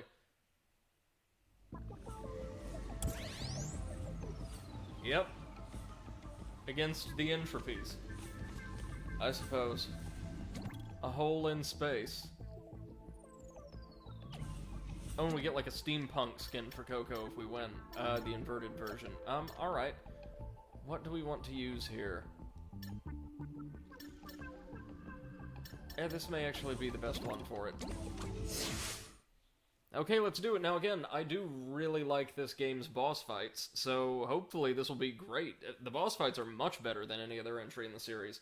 Haven't had a real dud so far. I mean, Embryos was just kind of okay, but I've enjoyed everything.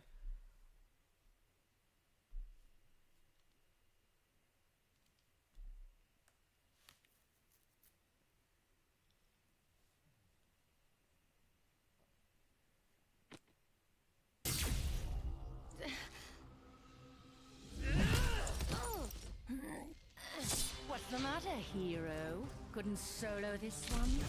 Let her go! The last time I killed her friends, Well, we get to switch around and play as all the others, or all of the characters with different playstyles, or? No! Let's make this fun. Give them a sporting chance. Ooh. That's stupid. Let's see what you Mongols can do as a pack. Yeah, so we are gonna swap around. Nice.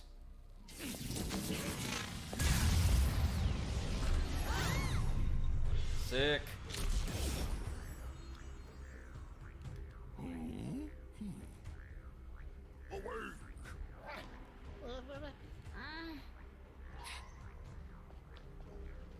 Follow.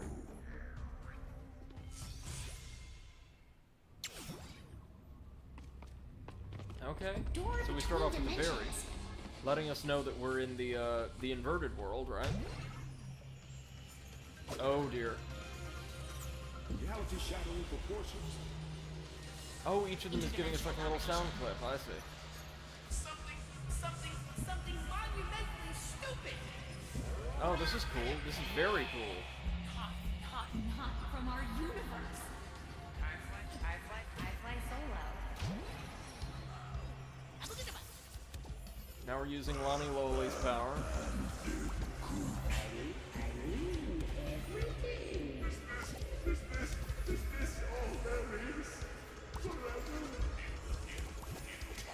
Oh, hell.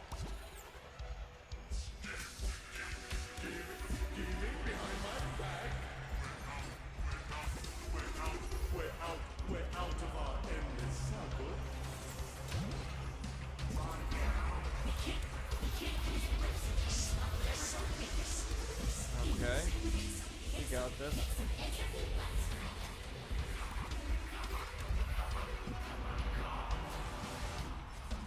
We got 17, 18. Wait, we've gotten something special if we got them all. Let's try that again. Eclipse says, I feel like Hubris just beats a lot of villains, like the Saturday morning cartoon type villains especially, yeah. Very true. So I like this. I kind of like this journey back through all of the things we've seen and done.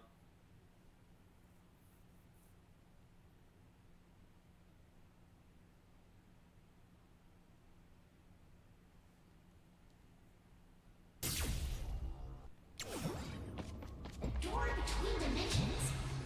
Let's do it. Reality shattering proportions. Interdimensional domination. Something monumentally stupid. These are nice and easy. From our universe. I fly solo. And then there's 2 segments when we have Lonnie Loli.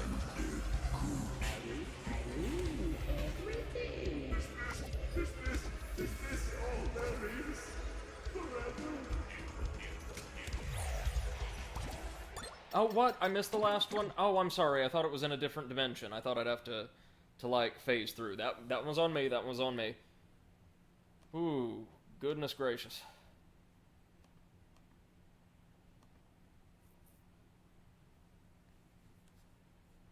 After this, to, like, decompress, I may try a couple streams of that Genshin Impact, like the strange, free-to-play, pseudo-gacha, Breath of the Wild inspired game that a lot of people, including, like, some of my friends here on Twitch, seem big into.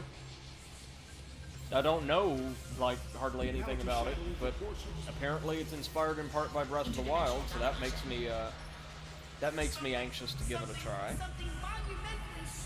And then we can carry on to our next major project. Not from our universe.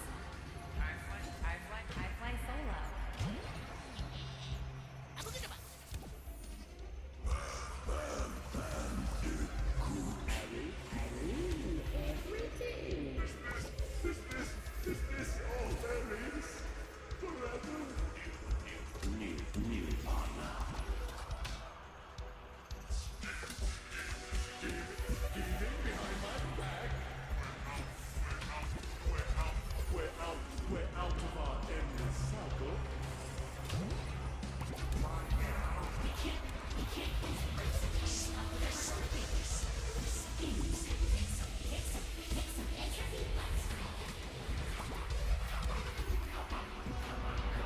There we go. What on earth? Yeah. In my universe, bandicoots are considered pests.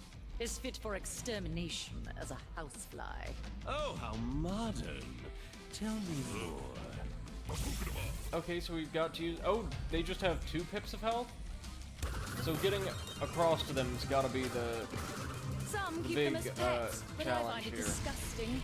I much prefer spiders.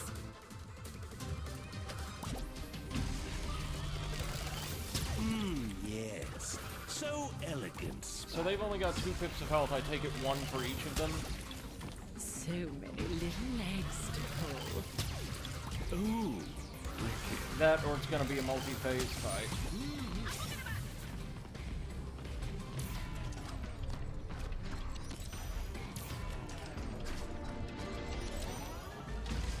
Okay. Oh, whoops! They can destroy the terrain. Totally my fault.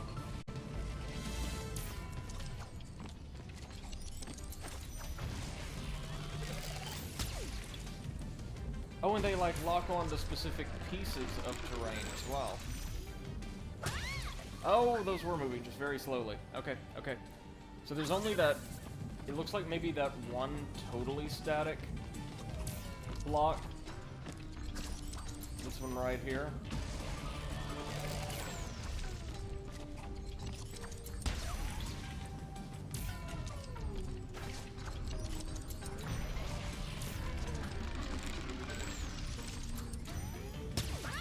Oh, fuck.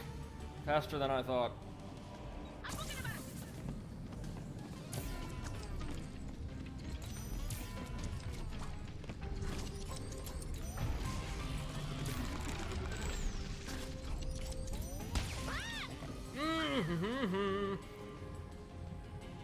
Really hard to tell how quickly some of these things are moving. Might not look like it is, but at least for me it is.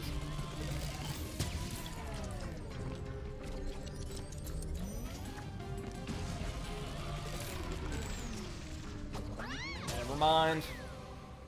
God, we managed the dark matter spin section perfectly, but this is just giving me fits. Like I said, I think the time stop yields itself actually to the most difficult, or at least demanding, gameplay.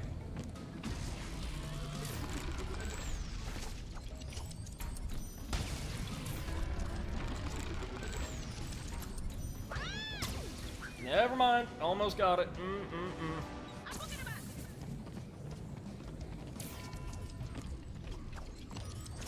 It's kind of fitting that, like, as their grand finale, though, the ultimate challenge is just more platforming.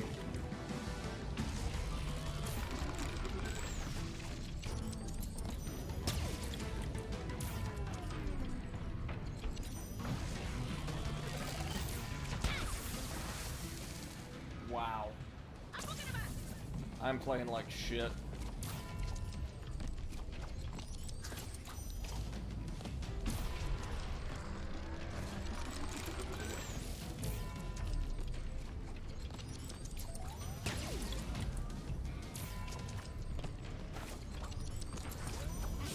There it is.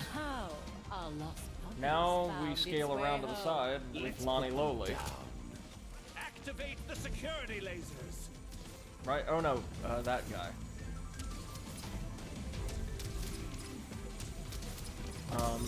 Do we? Okay.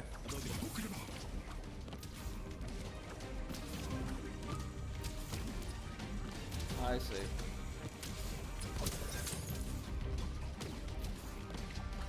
Easier to do this on the ground if we have to at all.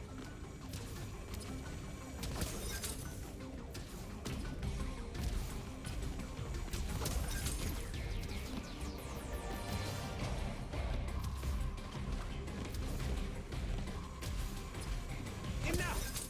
I will be foiled This bit's by a certainly flea bad. bag. Time to die. Oh no.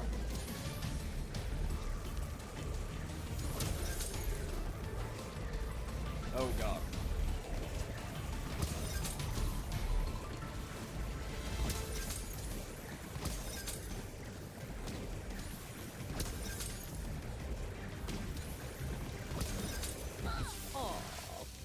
Really now? Oh, but we do get to restart at this segment. Okay.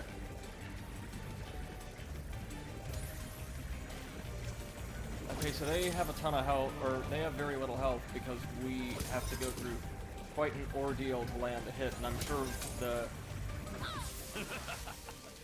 second phase is going to work totally differently.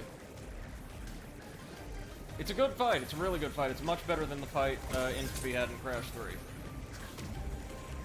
It's hard, but it doesn't feel unfair or anything. I'm just not exactly the best with these mask abilities.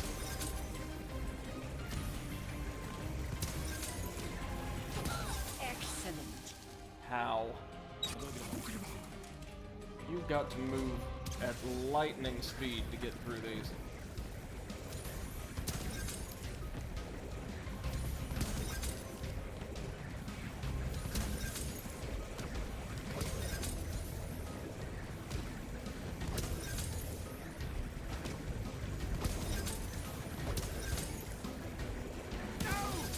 Is that it? Oh yeah. He's down.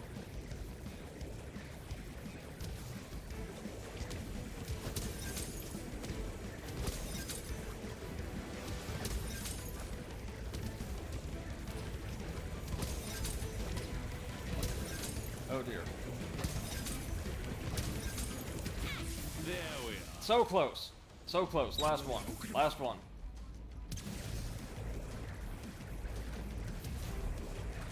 I doubt this will be the end of the fight, though.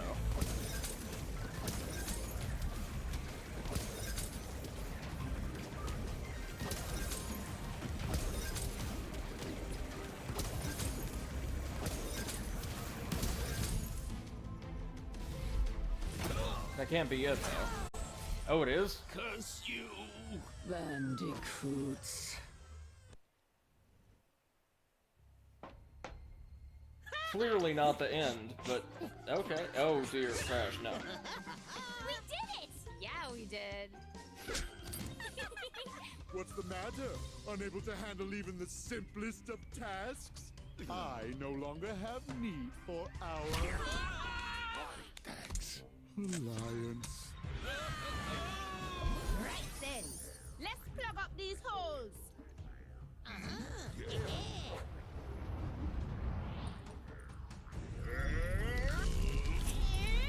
Is Uka Uka going to come back, or what's going to be the real threat here?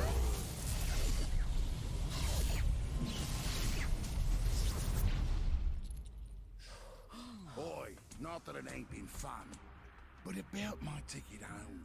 Right. Now that we've mended things, we can take you anywhere. Anywhen. After we rest. For now, I can only get us as far as the culinary capital of the universe. Neon City! Ooh.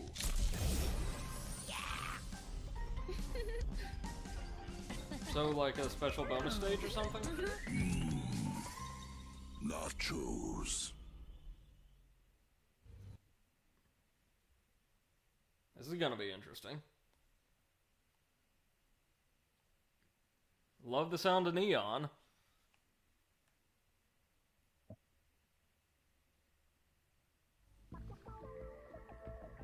Yep.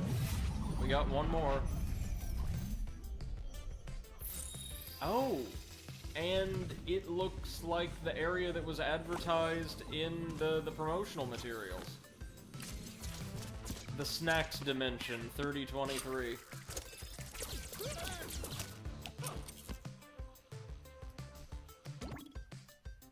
Food run. Oh, this is interesting.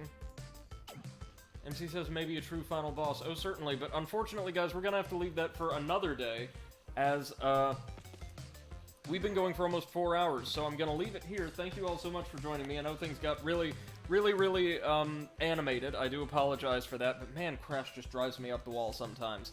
We'll be back in 2 days with either more Crash or one of our side projects. Haven't decided yet. Thank you all so much once again, and have a wonderful rest of your night. Bye-bye.